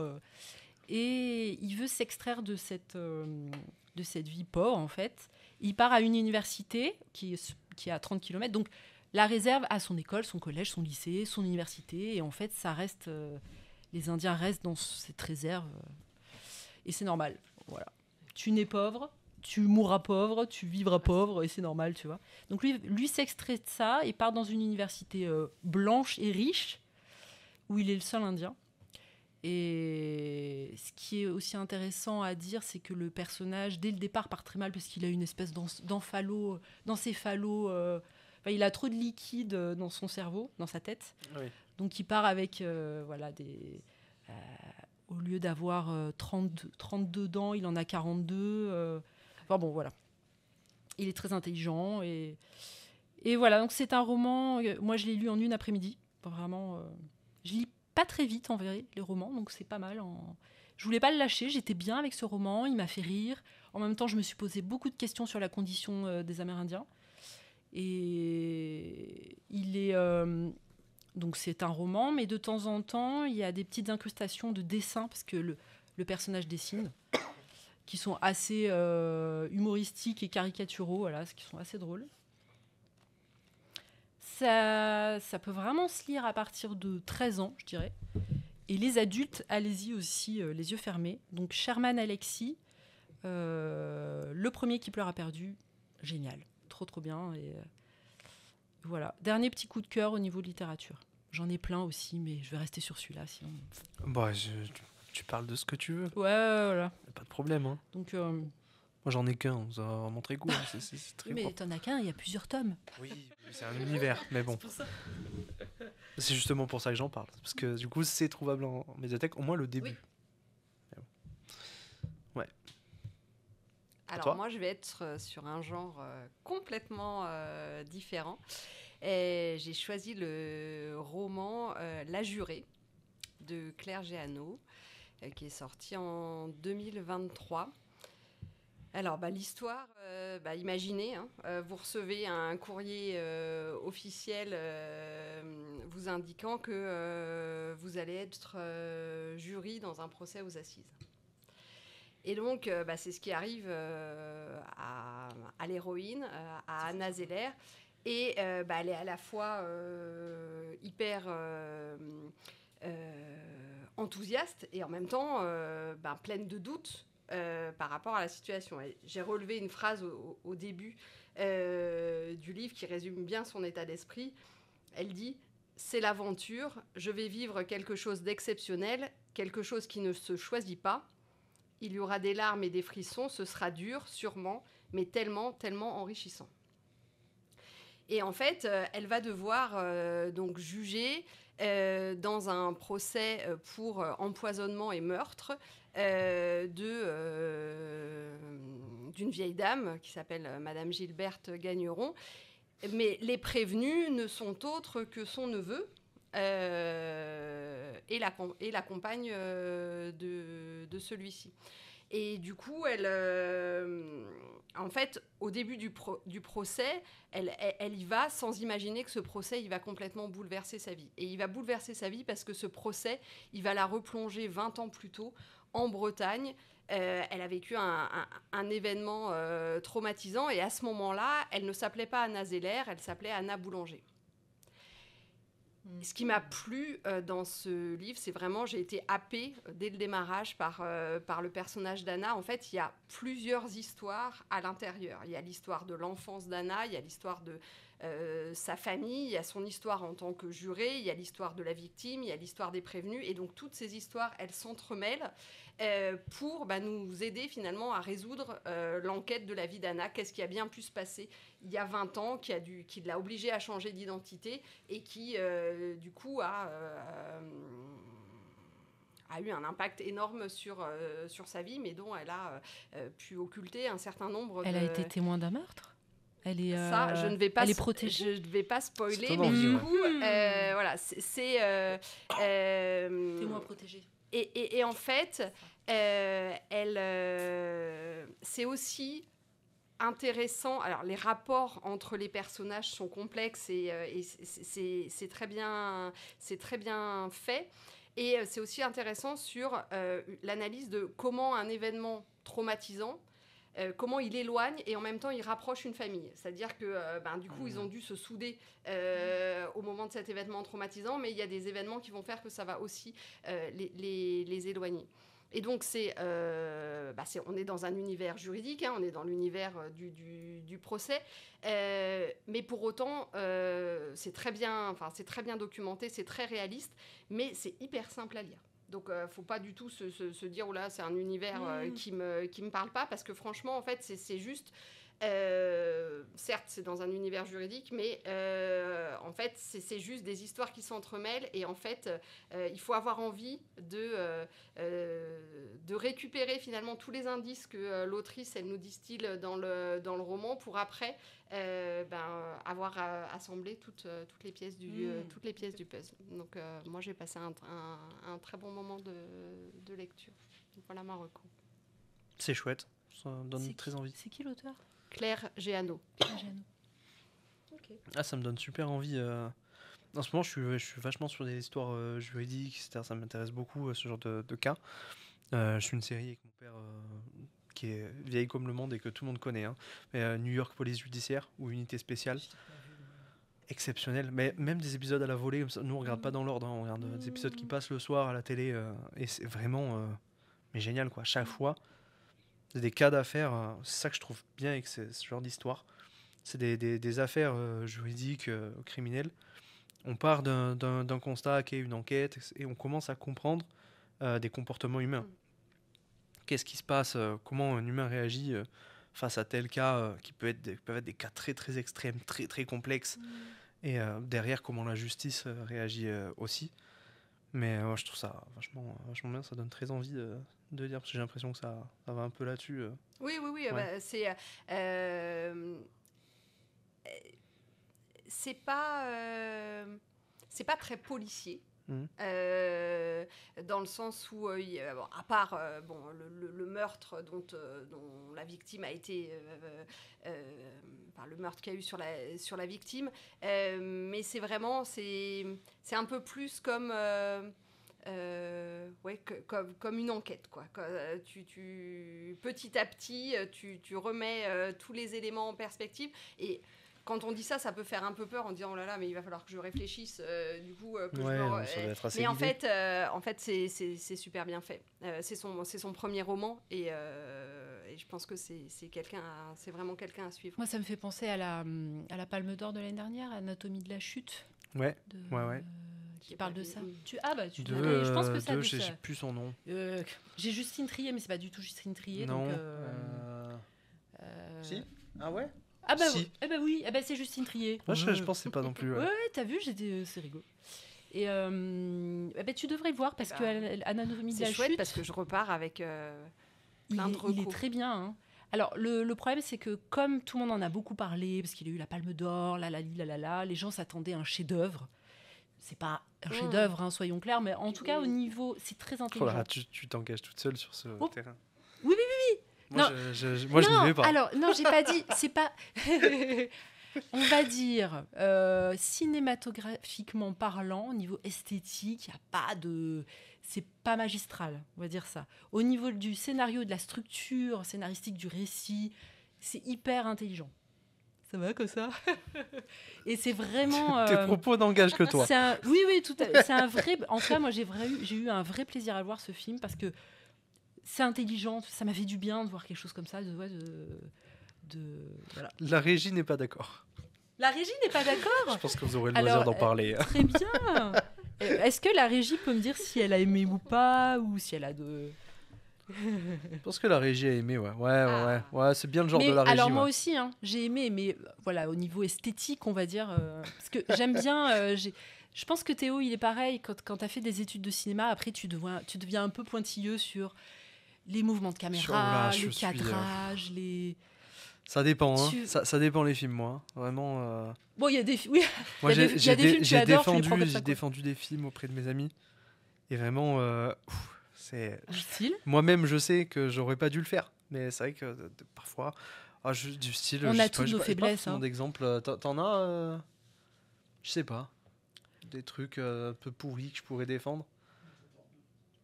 Ouais. De quoi Gladiator 2, bon, il est pas très apprécié au global. Là. Il est pas très apprécié. Bon, moment on est sorti de la séance, j'étais le plus gentil avec le film, quoi. Ouais, j'étais le plus sympa avec le film. Voilà, j'étais pas à dire que c'était un chef-d'œuvre forcément, mais c'était pas mal. Bon, sur 10 personnes, et je pense que j'étais tout seul à avoir bien aimé, quoi. Ah ouais, non, mais c'est vrai. C'était Ridley Scott. C'est Ridley. Apparemment. Moi, je l'ai pas vu, j'ai pas envie, j'avoue. Oh, mais il est cool. Alors, pour Pedro Pascal, je veux bien revenir à... Il est pas mal, quand même. Ouais, Pedro Pascal, il est cool. Ah, ouais. On aime bien Pedro Pascal ici aussi. Plus il a fait Game of Thrones. Mais oui. La boucle. Voilà. Tout nous renvoie toujours à George R. R. Martin. C'est trop bien. Ouais, voilà. Je sais pas si la régie est d'accord, Pedro Pascal. Oui, ça c'est bon. Ah oui. Voilà, là on est bon. Pedro Pascal, du coup, ce qui nous emmène à The Last of Us. C'est vrai, moi, je n'ai pas joué au jeu. J'ai vu des playthroughs de... C'est comme ça qu'on dit, hein, des playthroughs de The Last of Us. J'ai d'ailleurs regardé celui de Natou qu'elle fait là en ce moment. Je crois qu'elle l'a terminé. Bon, c'est rigolo. Et j'ai vu la série, écoute, vachement bien. J'ai bien aimé la série. Moi, je trouve ça pas trop mal aussi. Ça va. Voilà. C'est ok. Oui, c'est ok. C'est ça. En fait, quand tu connais pas, quand t'as pas vu, quand t'as pas joué au jeu, t'as des petits... Ouais, c'est ce qu'il faut se dire, je pense. Ouais. Voilà, c'est intéressant, quoi. Tu t'attends pas dès le départ à ce que... La régie n'est pas d'accord, hein, mais la régie n'est pas d'accord avec moi. Voilà. La régie préfère le jeu. La régie préfère le jeu. Bien sûr, mais je pense que ceux qui ont joué au jeu, c'est... Ah, bien sûr, tous le jeu. Évidemment. Ouais, le jeu est vraiment, vraiment au-dessus. Mais bon, c'est comme ça. Je regarde un petit peu les messages. Comment vont les viewers? Comment ils vont? Est-ce qu'ils participent toujours un petit peu? Ils vont bien, ils participent un petit peu, doucement, tranquillement. Ils nous écoutent, ils sont...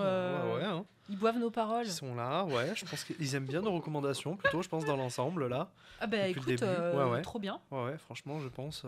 J'ai un autre auteur de romans à vous conseiller, autrice notamment, Sandrine Colette, qui est géniale. Sandrine Colette, elle a pas de roman de genre type en fait. Elle s'engage aussi bien dans le social que les romans un petit peu post-apocalyptiques, fin du monde, survivalisme, des choses comme ça. Et ça dépeint toujours des personnalités assez fortes comme ça. Les personnages sont toujours un peu vaillants et vivent dans un monde hostile. Et je sais pas si tu connais Sandrine Colette. Non. Mais je vous la recommande 1000 fois. Elle est incroyable. Chaque roman de Sandrine Colette, donc je vous les recommande tous en fait, sont incroyables. Voilà, c'est à découvrir. En plus, c'est des romans qui sont généralement assez courts. Enfin, ça Mhm. fait 200 pages, 250 pages maximum, avec des marges, donc c'est pas Ça, c'est bien, ça ça. se lit vite. Ouais, c'est- Pour les petits lecteurs comme moi, où ouais, oui, je oui. galère à m'y remettre parce que je pense que Vraiment. mon temps de concentration a baissé comme tout le Ouais. monde. Ouais. Mais c'est vrai que oui. ça, c'est un bon argument pour moi, quoi. Oui, oui, oui, c'est vraiment des. Voilà. Je te recommande. C'est Ok, génial. Très génial. bien. Celui que je peux te recommander, c'est On était des loups. Mhm. Voilà.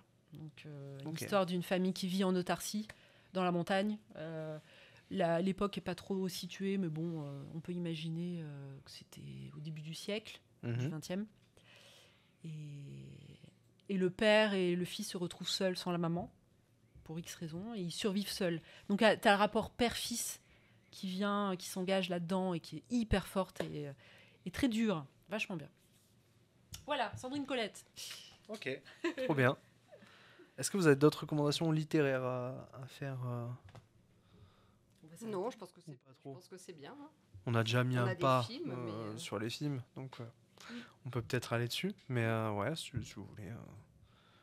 Qui c'est qui Allez, commence? enfin. Allez, qui c'est qui démarre là? Allez, je démarre. Ah, de l'animation, super. Je ouais, pourrais enchaîner avec de l'animation alors, après. en C'est plus, trop bien Moi ça. aussi, c'est Théo, il peut en l'animation. parler de Trop ce. J'ai un DVD là que j'ai vu. Ouais. Je l'ai depuis un petit moment parce que. Alors, c'est Mars Express de Jérémy Perrin. C'est un film d'animation pour adultes. C'est presque du punk. Comment on dit? Du cyberpunk, cyberpunk. ouais, du Ça- cinéma d'anticipation, je C'est du pense. cinéma. Voilà, c'est ça. SF même, c'est de la science-fiction. Ça se passe en 2100 ou 2200 Mhm. sur Mars. Comme ça. Et les hommes et les robots vivent ensemble, hein, clairement. Voilà. Et, les robots rendent service aux humains. Et l'animation est très belle. J'avais un petit peu peur de ces films d'animation pour adultes où l'animation est un peu saccadée, où tu crois pas trop à la fluidité des mouvements. Tu vois ce que je veux dire? Ce truc un peu... Et là, en fait, c'est pas gênant, c'est pas hyper fluide, je pense, dans mes souvenirs, mais il y a vraiment, en fait, tu rentres dedans vite. Bah, comme le récit est très lent, c'est une enquête, Ouais. ça se pose Oui. vachement. On n'a pas besoin d'avoir une animation qui est hyper fluide tout le temps. C'est ça. Par moment, elle l'est, je crois, de temps en temps, quand il y a un peu d'action. Mm, Mais sinon, c'est très c'est contemplatif. c'est ça. En fait, il y a une enquête, effectivement, il y a un personnage féminin qui est retrouvé mort. Et une enquête est menée par 2 enquêteurs. Et c'est vraiment... je regardais un petit peu une interview de Jérémy Perrin, le réalisateur. Il dit que c'était vraiment un prétexte, cette enquête-là, pour parcourir l'univers futuriste. Ouais, ça se ressent, voilà. vachement. C'est vraiment... voilà. Et il y a une grosse part philosophique de notre rapport, encore plus maintenant, je pense, aux IA, à l'intelligence artificielle, à l'obsolescence programmée, à cette quête insatiable des riches, enfin, pour conquérir l'espace. Et là, je pense que nous sommes en plein dedans, n'est-ce pas? Ouais, Là, ouais, on atteint un petit c'est vrai niveau. que là, on a peut-être les IA qui commencent à devenir. Je pense que là, Elon Musk, il va effrayantes. faire... Wouh. Et Elon, ouais, bien sûr. Ouais. Il va nous Ouais, faire des trucs, là... déjà, il fait des trucs de dingue. Déjà. Et là, je pense qu'il a mis un petit pied dans le gouvernement américain. Ah bon. Oh, on peut en parler un petit peu quand même. Mais du coup, oui, non, mais de toute je façon, trouve il n'y a pas de y a pas de règle là-dessus, tabou, là, ça ouais, va, pas de tabou. Vraiment, et je trouve que vraiment ce film d'animation, en plus il est assez court, il dure 1h10. Donc voilà, c'est un très bon moment. 1h10, ah ouais? J'aurais dit un peu plus même. Alors je te dis ça D'accord. comme ça. Et autant c'est pas du tout ça. Non, mais peut-être. 1h25, ouais, un peu Ok, plus quand même. bon. Mais tu vois, voilà, tu te mates ça, tu mets ça à 20h, à 21h30 t'as fini, tu peux te voir autre chose. Oui, c'est vrai. Et ça, c'est pas mal. vrai. Vraiment, c'est Moi, une je- réflexion de consommatrice. Vraiment. Ouais, je fais ça. Vraiment, ne pas perdre une seconde. 20h on commence, 9h30 c'est bon. Non, mais franchement, moi je trouve que ouais, c'est un super film pour les thèmes qu'il aborde. Moi je le trouve surprenant dans sa construction. On te fait croire, sans spoil, alors, mais c'est ça. il y a un personnage principal. Et à un moment donné, twist, en fait, non, le personnage principal, c'est pas celui-là, c'en est un autre. Qu'on suit aussi depuis le début du film, mais on s'en rend pas vraiment compte quand on le regarde, je trouve, qu'on le suit à ce point-là. Et en fait, si, c'est lui le personnage principal. C'était pas l'autre personnage. Mais ouais, ça. Tu C'est cool. recommandes aussi, parce que tu l'as vu. Ouais, moi je recommande. Alors, je l'ai vu en salle cinéma. J'étais très fatigué. Alors, j'avais même des moments où je m'endormais tellement je luttais contre le sommeil. Mais le film m'a entretenu. Donc, c'est que c'est un bon film. Oui, oui. C'est que c'est très bon signe. Mhm. C'est très très beau. Et je me souviens, un énorme traitement sur le son qui m'avait beaucoup marqué. Ça fonctionne toujours, moi, dans les films où j'ai ça. Mais les bruits des pistolets, quand ça tire, Ok. c'est un BAM! On l'entend, Ah, quoi. j'ai pas fait gaffe, tu vois. c'est On rigolo. l'entend vraiment Peut-être fort. qu'au cinéma, c'était un peu Au plus, cinéma, moi, ça me Ouais, faisait un c'est- sacré eh ben truc. oui, c'est vrai. C'est vraiment, ouais. Ça aussi, c'est important à dire. C'est bien, quand même, de temps en temps, d'aller au Cinoche pour Bien voir des sûr, films, tu vois. bien sûr. Voilà, Ouais, ouais, ouais. parce que je sais que maintenant, on a une grosse consommation à la maison. Et, c'est vrai que c'est quand même une sacrée expérience, hein, la salle de cinéma, c'est chouette. Après, tous les films se prêtent pas à la salle de cinéma, hein. Des fois, on voit des trucs, on se dit bon. voilà, c'est pas forcément. Mais on en a déjà parlé la dernière fois, mais par exemple, moi, Dune, je sais que Denis Villeneuve, au Cinoche, c'était une expérience sonore impressionnante, hein. Moi, ça m'a. Mhm. Il y a du drone, quoi, ça Ouais, ah ouais. vibre. Donc là, pour le coup, c'est ce qu'il n'y a pas à la télé, quoi. Non, c'est vrai. Non, on perd quelque chose là-dessus quand on est chez soi. À moins d'avoir des moyens, Oui, avoir une avec salle de le cinéma home personnalisée. cinéma. Mais bon, après, ouais, mon rêve. ouais, c'est mon rêve aussi. C'est pour ça que je dis ça, mais c'est vraiment mon rêve. C'est Ouais, le fauteuil. ouais. Fauteuil en cuir, là, voilà. Beau fauteuil, un bon projo, Oh, ouais. bon système de son, une pièce dédiée. Waouh. Trop bien. Ouais, un jour, peut-être. Suivant. Eh ben, moi, je veux bien vous parler de Flo, Oh oui, j'en ai entendu parler de ça. le chat qui n'avait plus peur de l'eau, que j'ai vu au cinéma il y a quelques semaines. C'est sorti le 30 octobre. C'est réalisé par Gins Zelbalodis. J'ai réussi. Bravo. Qui est un réalisateur laiton. En fait, moi, au démarrage, j'ai été séduite par ce chat noir avec ses grands yeux jaunes là, qui nous regarde. J'ai trouvé vraiment, vraiment craquant. Et donc, ce petit chat, il s'appelle Flo, et il se réveille un matin et il n'y a plus aucune vie humaine. Brusquement, en fait, l'eau envahit tout. Il a évidemment une peur très forte de l'eau, donc il cherche à tout prix à s'en sortir, et il va se retrouver embarqué sur un bateau de fortune. Alors accrochez-vous bien, parce qu'à son bord, il y a un golden retriever, un serpentaire, un capybara et un lémurien.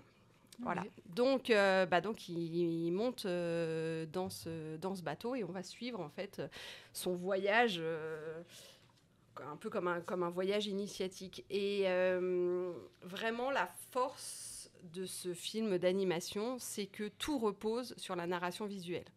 C'est-à-dire qu'il n'y a aucun dialogue.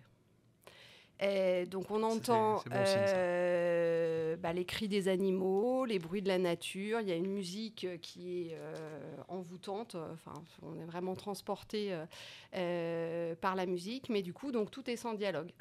Et le réalisateur, il explique qu'en fait, il a fait ce choix d'être sans dialogue parce que pour lui, c'est le meilleur moyen de générer finalement des émotions intenses. Et je suis bien d'accord avec lui, parce qu'en fait, c'est très réussi. Moi, j'ai été transportée dans cette histoire. Le scénario, il est simple, hein. Enfin, voilà, ce que je vous ai raconté, c'est simple de prime abord, mais pour autant, c'est vraiment une histoire qui transporte. Déjà parce que les paysages et les décors, c'est bluffant. Franchement, c'est magnifique. Rien que si vous regardez la bande-annonce, on alterne entre la forêt, ce bateau naviguant sur les eaux, des villes imaginaires. Enfin, c'est vraiment une sensation un peu de naviguer en monde ouvert, un peu comme dans un jeu vidéo. Enfin, ça fait vraiment et certains paysages qui ressemblent franchement à des aquarelles. Après, ce que j'ai aimé aussi, c'est que ces animaux, ils sont hyper réalistes et hyper attachants. L'animation des animaux, elle est, c'est criant de vérité, quoi. L'équipe du film explique que pour l'animation du chat et du chien, ils se sont inspirés de leurs propres animaux. Et moi, franchement, sur le chat, j'ai reconnu un nombre de... et pas des choses clichés, en fait. J'ai vraiment reconnu un nombre d'attitudes de mon chat, clairement. Et puis, pour les autres animaux, ils ont été au zoo. Et puis, ils ont analysé le comportement. Et donc, en fait, il en ressort quelque chose de vraiment criant de vérité. Et même si ce n'est pas l'objectif de l'auteur, du réalisateur, on ne peut pas s'empêcher de faire un parallèle avec la société humaine. Donc, c'est pas la volonté du réalisateur de faire ce parallèle, mais en attendant, c'est une super aventure dans laquelle ils ont besoin de s'entraider, de coopérer, parce qu'évidemment, pour survivre dans ces conditions-là, quand tout est envahi par les eaux, s'il n'y a pas d'entraide, c'est compliqué. Et pour autant, il y a des animaux qui sont plus égoïstes que les autres, voire un peu profiteurs. Et donc il y a tout ce... ça parle forcément parce qu'on s'y retrouve forcément sur des aspects de la société humaine. Et puis le thème c'est universel, hein, c'est s'entraider, coopérer, dépasser sa peur, puisque ce chat qui a hyper peur de l'eau, et au final il va finir par être celui qui plonge pour aller pêcher les poissons pour nourrir tout son équipage. Donc voilà, donc ça c'est j'y vais mais j'ai peur, quoi. Oui, c'est j'y vais mais j'ai peur, mais c'est même pas j'y vais, c'est j'ai été obligée d'y aller parce que globalement il n'a pas eu le choix. La montée des eaux, c'était arrivé d'un seul coup et ça a tout embarqué sur son passage. Et ce qui est intéressant aussi, c'est que l'eau, parce que c'est quand même une ode à la nature, hein. Enfin, c'est une fable écologique sur la préservation. Enfin, derrière, il y a tous les aspects de préservation de l'environnement. Et l'eau, elle est vue au démarrage comme une force négative. Elle arrive, elle envahit tout, elle bouleverse la vie de tous les protagonistes. Et en fait, au fil du film, les animaux, ils vont l'apprivoiser et ils vont en voir la beauté. Et ça, je trouve que c'est aussi un chouette message. Donc, c'est pour tous. C'est pour petits et grands. Après, ça dure 1h30. Ouais. Donc, 1h30 sans dialogue. Il faut quand même s'assurer que les enfants sont en âge de rentrer là-dedans. Mais il n'y a pas de scène qui soit difficile. Donc, c'est pour tout le monde. Ça passe encore au cinéma. Et franchement, moi, j'ai passé un super moment. Ok. C'est français ? Non, c'est letton. Enfin, c'est le réalisateur, il est letton et ça a été fait en collaboration avec un studio français et un studio belge, si je ne dis pas de bêtises. Donc c'est trois. C'est une coproduction sur 3 pays. Ouais, parce que ça me fait penser. Bibelbron a mis un message tout à l'heure dans le chat à propos de Mars Express. Il disait le film ne propose pas de propos nouveaux, mais c'est plaisant de savoir qu'un film d'animation français peut être produit. C'est ça, oui. Et le doublage était super. Le doublage, on est carré là-dessus. Mais dans le paysage du cinéma français, c'est assez exceptionnel. Oui, je suis d'accord. Oui. Soit pour Mars Express ou même pour ce film-là. Ouais, je trouve ça cool. Même si c'est des films qui doivent avoir leurs défauts, etc. Mais qu'ils existent, c'est super beau parce que c'est des efforts à faire. Ça coûte très très cher. Très très cher. Ça demande beaucoup de temps, beaucoup d'investissement. Et quand ce genre de film existe, je trouve que c'est super bon signe. Pour le cinéma, là, on a quand même un film qui n'a pas de dialogue. Essayer de faire passer ça auprès d'un producteur, le producteur va peut-être pas être d'accord tout de suite, quoi. Au départ, hein, Mars Express, quand on lui dit on va faire un film d'animation pour adultes, donc avec un ton pour adultes, le producteur, il va se dire oui, oula, comment je vais le vendre, celui-là ? C'est compliqué. Et si on arrive à faire ça, à produire ça, en France, je trouve ça très très bien. Voilà. Ouais, c'est cool. Il y en a eu un qui est sorti là récemment, le robot... Robot sauvage. Robot sauvage, quelqu'un l'a vu? DreamWorks. Non, mais on a dit beaucoup de bien. Oui. Ouais, la bande-annonce est très jolie en tout cas. Et voilà, je voulais savoir si vous l'avez vu. Non, moi je ne l'ai pas vu. C'est vrai que la bande-annonce, je ne l'ai pas vu à cause de la régie, vous avez vu Robot sauvage? Je sais pas. Hein, non, ils l'ont pas vu. Je sais que j'ai un ami qui l'a vu, je sais. Et qui a bien aimé. Et pourtant, la bande-annonce m'a vraiment rebuté parce qu'on voyait tout le film.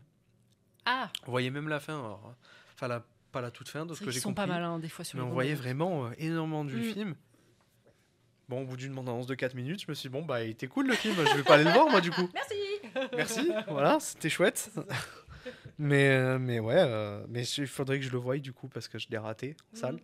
Et il paraît que c'était vraiment, vraiment Bah cool, ouais, hein, ouais. le robot sauvage. Hein, ouais. Ouais. Et ce que tu as dit tout à l'heure sur les animaux aussi m'a rappelé Dragon, des studios DreamWorks aussi. Ah, ça va, Euh, il y a un film qui Ouais, va il va y sortir avoir là un encore. film Hein. live, alors qui Ah adapte oui, c'est ça. apparemment vraiment plan pour plan le film d'origine. Mm. Mais je sais que dans les techniques d'animation qu'ils avaient utilisées pour les dragons, ils s'étaient basés sur des études comportementales d'animaux pour reproduire le comportement de certains animaux sur les dragons Mm. et les rendre vachement réalistes et attachants en fait. C'est ça, ouais. Et ouais, c'est vraiment...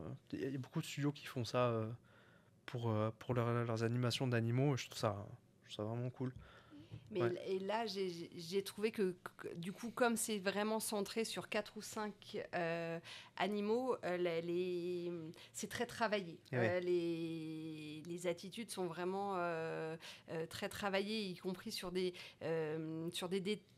Parce qu'en fait, tu as aussi ce côté, ces animaux sur leur bateau de fortune, là, ils sont obligés de coopérer et en même temps, ils gardent leur instinct animal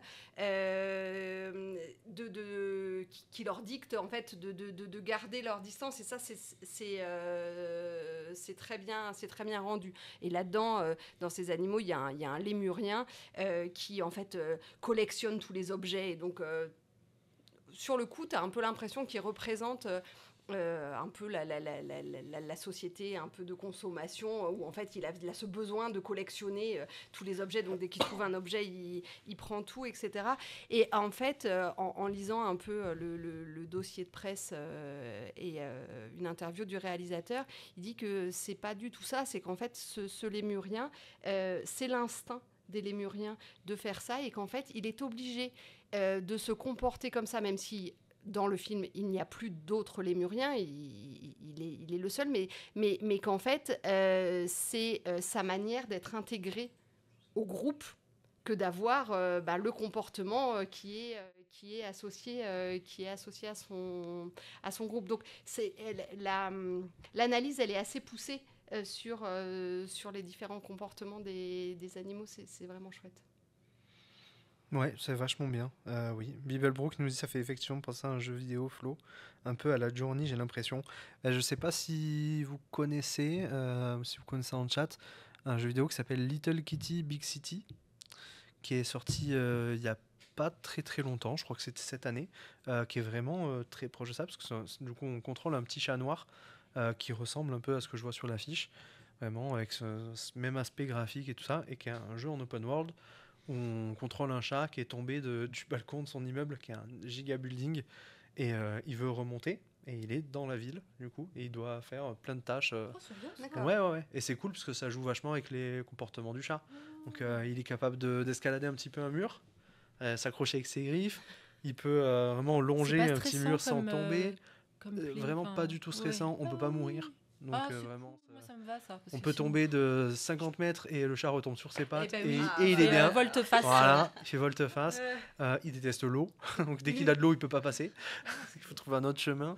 Ouais, non, c'est chouette, ça joue bien avec ces Ok. trucs-là. Little Kitty Big City. Ok, Little Kitty, Big Ouais. City. Oh, trop cool. Ouais, je crois que c'est ça. Ouais. Mais c'est vraiment chouette comme jeu. Ça me rappelle beaucoup cette histoire-là. Ouais.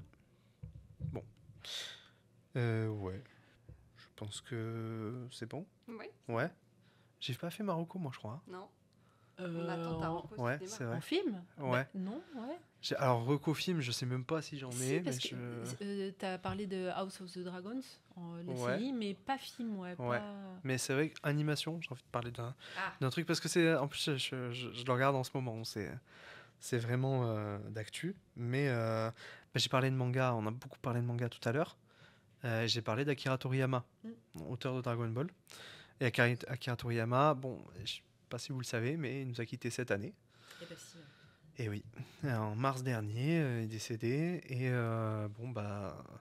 moi, ça m'a fait quelque chose. Parce que vraiment, j'ai grandi avec Dragon Ball encore plus qu'avec Naruto et avec One Piece. Je connais vraiment Dragon Ball depuis que je suis né. J'avais un grand frère qui était déjà fan de ça, qui est 10 ans de plus que moi, donc j'ai vraiment baigné dedans. Et ouais, quand Toriyama est parti, moi, ça m'a fait un sacré truc. Et on a un peu de la chance parce que. Non, je vais pas parler de Sparking Zero People Bro dans le chat, ce qui est le nouveau jeu vidéo Dragon Ball. Je vais pas parler de ça. Mais on a un peu de chance parce que Akira Toriyama, quand il est parti, bah, il nous a laissé une dernière œuvre, une dernière chose qu'il a écrit vraiment, qui s'appelle Dragon Ball Daima, qui est une mini-série d'animation en 20 épisodes. Aujourd'hui, à l'heure où on se parle, il y en a 7 qui sont sortis. Le 8e arrive vendredi. Et c'est vraiment une série qui est vraiment forte.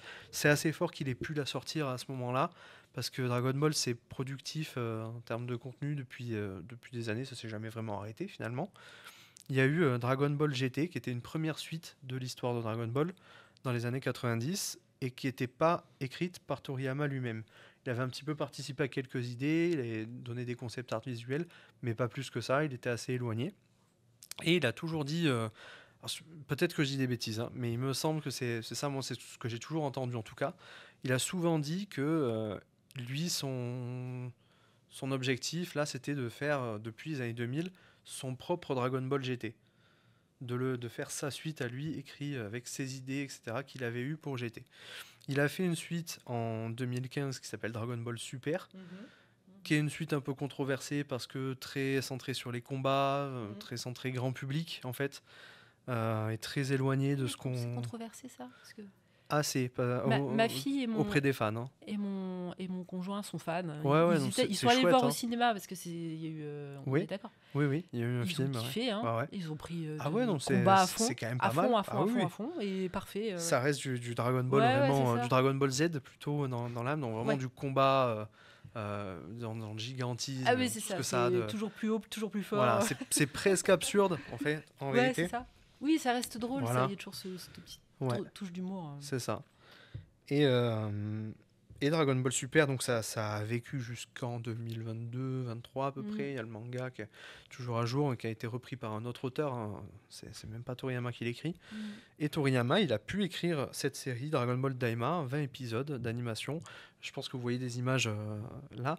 Et c'est vraiment exceptionnel parce que c'est vraiment ce Dragon Ball GT qu'il voulait faire. C'est-à-dire qu'on les voit, ces idées-là. Dans Dragon Ball GT, je le note. Goku redevient petit, par exemple. Oh, et oui, bien. Il y a le fameux, dans Dragon Ball GT s'ouvre sur un vœu qui est fait au dragon par un méchant qui demande « j'aimerais que Goku, il ait 6 ans ».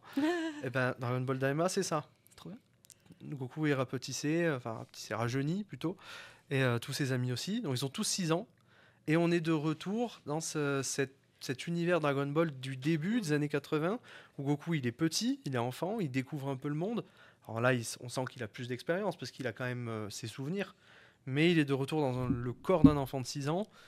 Son comportement, il reste adulte dans sa tête, mais comme il a quand même le corps d'un enfant de 6 ans, je pense qu'il a aussi le cerveau qui va avec, donc c'est compliqué. Mais il n'est pas bête, attention, il retrouve sa naïveté, en fait. Il avait peut-être un peu perdu à l'âge adulte, mais il retrouve sa naïveté. Et il part à l'aventure dans le royaume des démons, qu'on n'avait jamais vu jusque-là dans Dragon Ball. Ça se passe juste après la fin de Dragon Ball Z. Et ça semble être une suite alternative de Dragon Ball. Donc il ne prend pas en compte Dragon Ball Super et Dragon Ball GT. Moi, je trouve ça vraiment très très frais, très très nouveau. C'est très drôle, c'est très très léger. Et qu'est-ce que ça fait du bien de retrouver vraiment... le héros de mon enfance, c'est Goku, mais le vrai, quoi. C'est lui, c'est le jeune, le petit Goku qui découvre le monde, qui part à l'aventure avec son bâton magique et qui en profite pour casser des bouches au passage. Il a sa queue de singe, toujours. Il a pas sa queue de singe, en tout cas pas encore. Moi, je pense qu'il peut-être y aura un truc avec ça plus tard, mais là, pour l'instant, il en a pas. Ouais. Et il a juste son corps de 6 ans. Et c'est tout. Moi, je regardais Dragon Ball quand j'étais petite, hein, parce que c'est sorti. Le club Dorothée, ça nous a bercé tous les mercredis après-midi. C'est normal. Et Dragon Ball, j'adore. Du coup, il y a un épisode qui sort toutes les semaines, c'est ça ? Un épisode par semaine, ouais, c'est ça. Pour l'instant, il y en a 7, ouais. Le 8e vendredi, c'est tous les vendredis. Moi, je regarde ça sur la plateforme ADN, une plateforme d'animé, voilà. Et a priori, il y en aura 20 au total. Voilà. Je pense pas que ça ira beaucoup plus loin que ça. Voilà. Mais ce qui est cool, c'est que c'est vraiment la dernière histoire écrite entièrement par Akira Toriyama. Ça se ressent, vraiment, ça se ressent dans l'humour, ça se ressent dans les idées visuelles, ça se ressent dans tout, quoi. Vraiment dans l'écriture pure de l'histoire. Il a fait un truc qu'il voulait faire. Et ouais, je trouve ça chouette quand même qu'un auteur qui est décédé ait pu donner sa dernière idée. Voilà. Il a travaillé jusqu'au bout, en fait. Il a travaillé jusqu'au bout. Ouais. C'est fou. Ouais. Laisse un héritage. C'est ça, exactement. Ouais. Je trouve même par respect, je trouve ça cool. C'est 20 minutes les épisodes, donc toutes les semaines, c'est peu. Mais je me dis, par respect, je la regarde comme ça. Et ouais, j'aime bien. Ouais, je prends du plaisir. Voilà, c'était ma reco série d'animation. Cinéma, j'en ai pas trop. Donc, Ouais, moi je suis pas trop allée au cinéma là ces derniers temps. Bon voilà, j'attends. Non, j'ai pas trop de recos au cinéma non plus en ce moment-là. Ça fait, j'ai pas de gros coups de cœur. Voilà. Bon, bah écoute. Mais je dis une bêtise. J'en ai une de reco. Cinéma documentaire. Ah, alors ça, Cinéma ok. documentaire. C'est super. C'est vrai. Et oui, tu sais ce que c'est en régie. C'est un film que je suis allé voir avec toi. Mais c'est vrai que j'en ai une. Je me disais, j'ai pas apprécié beaucoup de choses au cinéma cette année. J'ai apprécié un film qui s'appelle Golo et Richie, un film documentaire sur comment dire ça, les deux créateurs de contenu sur Snapchat, Instagram, etc. Ils font des contenus courts. En gros, deux mecs de cité parisiens qui font vraiment des vidéos rigolotes. Et l'un d'entre eux, donc Golo, accompagne beaucoup Richie. Et Richie, il est atteint d'une forme d'autisme. Donc, comment dire ça, on ne connaît pas exactement son trouble, mais il est un peu lent, je pense, et très naïf. Mais en même temps, il a une répartie verbale qui est folle, quoi, vraiment incroyable. Et ça lui permet de créer des moments humoristiques assez dingues. Et le film est centré sur leur histoire où en fait ils se fixent un objectif parce que les deux en sont à un point dans leur vie où ils ont envie de renouveau et de tenter une expérience qui va les enrichir. Et ils décident de faire ce que Richie fait de mieux, c'est-à-dire pédaler sur un vélo. Ils descendent à Marseille et leur objectif c'est de remonter toute la France et rentrer chez eux à Paris. Voilà. À vélo. Ouais, à vélo. Oh, ok. Tout à vélo, ils ont tout un parcours. Ils se sont bien dessinés avant, ils ont pris soin, ils ont contacté des familles, etc. pour les héberger les soirs. Et vraiment, ils passent par. Et ça, tu es allé le voir au cinéma ici? Et ça, je suis allé le voir. Non, je suis allé le voir au cinéma à Montpellier, perso. Après, je sais pas s'il a été diffusé ouais, c'est ça, mais ça me... ici. Ok. C'est un petit documentaire quand même qui a eu son succès parce qu'il est carrément. porté par des mecs très populaires. Oui, ouais. Mais je sais pas s'il a été diffusé dans tous les cinémas. Je sais pas si Je sais pas comment c'est passé. Ouais. Ah ouais, c'est passé ici. Ouais, Ok. ouais. Bravo. Voilà. Mais je pense que ça a bien marché. Et moi, j'avais vraiment apprécié le film. C'était très cool. Hyper humain, franchement. On sort de là. En fait, c'est marrant parce que dans la création de contenu, l'idée de créer du contenu, c'est d'apprendre à mieux connaître les gens qui le créent. Parce qu'on y a ce rapport de proximité. Et là, en un film, un documentaire d'1h30, on sort et on a l'impression de les connaître. Voilà. Donc, par le cinéma, ça fait le même effet finalement. Moi, je trouve ça vraiment très cool.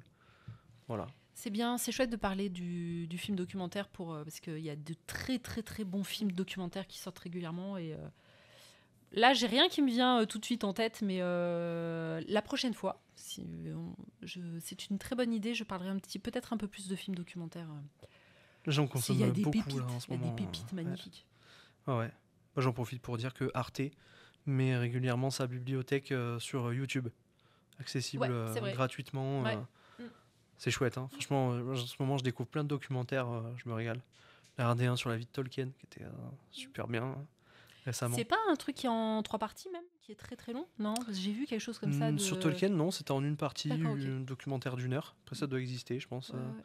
En plusieurs parties. Je sais qu'il y en a sur leur chaîne, alors peut-être que ouais, c'est possible. J'ai Dead Moon qui me dit on t'y a traîné. Alors, Golo Richie. Alors, peut-être que oui. Moi, je t'avoue que j'ai pas souvenir. Franchement, je sais pas, je doute de cette information. Mais il est possible que quand on me propose quelque chose, au début, je fais ouais, j'ai pas trop envie et tout, et qu'après je dis ok, c'était génial, super. Mais au moins, je sais reconnaître Voilà, quand j'ai l'essentiel, tort. c'est de le reconnaître. Voilà, et ça peut m'arriver. Ça peut m'arriver. Bon bah voilà, moi J'en ai plus. Je Je crois Ouais, pas trop non plus moi, pour j'ai fait aujourd'hui. aussi, Voilà. Je Bravo, pense que c'est quand merci. même déjà pas mal. Ouais, Bah, c'est oui. chouette. Oui, c'est bien. Ouais.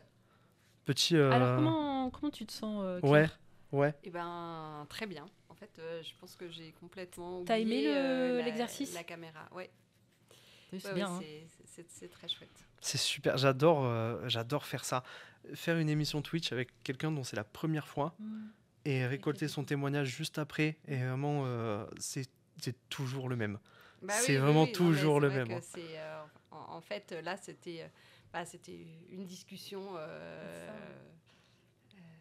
entre Autour du amis. feu. C'était Bah sympa. ouais, Voilà. c'est Donc, ça. non, c'était... Merci. Merci beaucoup pour ce moment. Il manquait De le rien. saucisson et le verre de vin, j'ai envie de dire. C'est vrai Mais que la sinon, prochaine fois, on se met à manger parce que bah- moi, j'en peux plus, j'ai trop faim. Mais oui, J'en peux parce qu'il plus. faut savoir que Théo n'a pas déjeuné ce matin. Évidemment et moi, pas. Bien sûr. J'ai envie de dire, c'est pas bien. Parce que forcément. Et à 13h, t'as la dalle, c'est normal. Merci en tout cas à ceux qui nous ont regardés depuis le début. Ou Bah ouais, carrément. Ouais. Parce que, alors peut-être qu'ils grignotent aussi en même temps. Hein, donc, Je pense que oui. Non, je pense que nos moi, viewers ont la j'avoue, chance de je manger. commence à avoir faim aussi. Ouais, Et quand ouais, j'ai vraiment, faim, hein. c'est compliqué. Mon cerveau ne produit plus trop de. Ouais, là, j'ai plus d'idées. Là. Dans le chat, on a Gemini, Deadmoon qui nous disent merci à tous les trois. Merci à vous. Mais Merci à toi, t'as été super. Merci à vous d'être restés parmi nous et d'avoir kiffé l'émission. J'espère que vous l'avez kiffé en tout cas. Ouais, moi j'ai passé un super moment.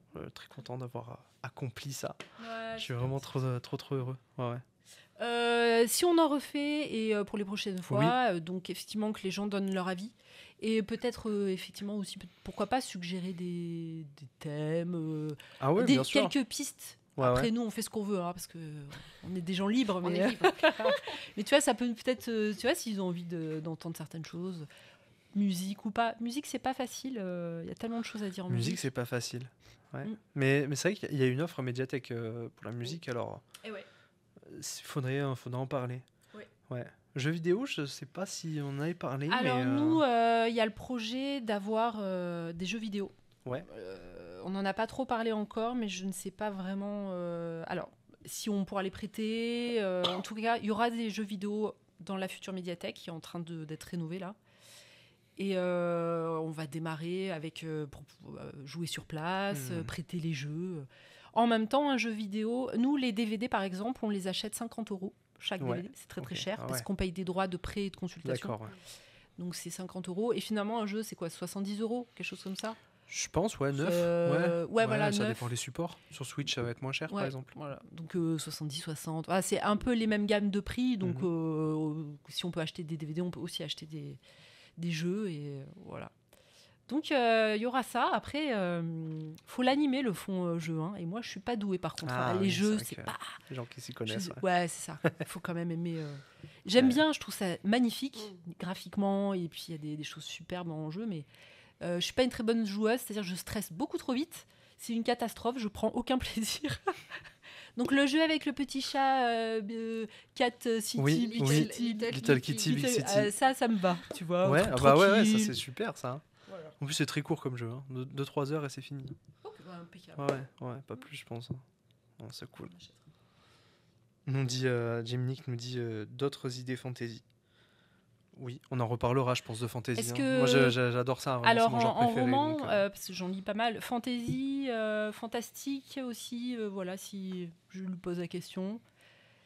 Il y a plein. on peut en trouver, je vais venir avec des bouquins. Très bien. Il y en a pas mal, je pense.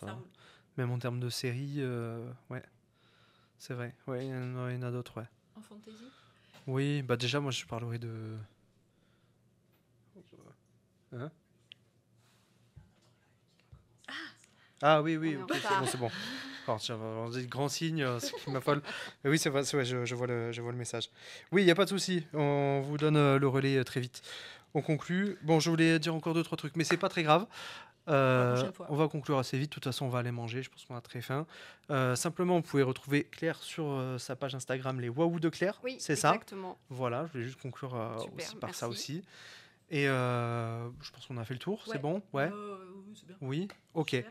On passe très vite Merci l'antenne beaucoup, Théo. au studio d'après. Désolé pour le retard un Ouais, petit désolé. peu. Voilà, la première émission, on a galéré un peu.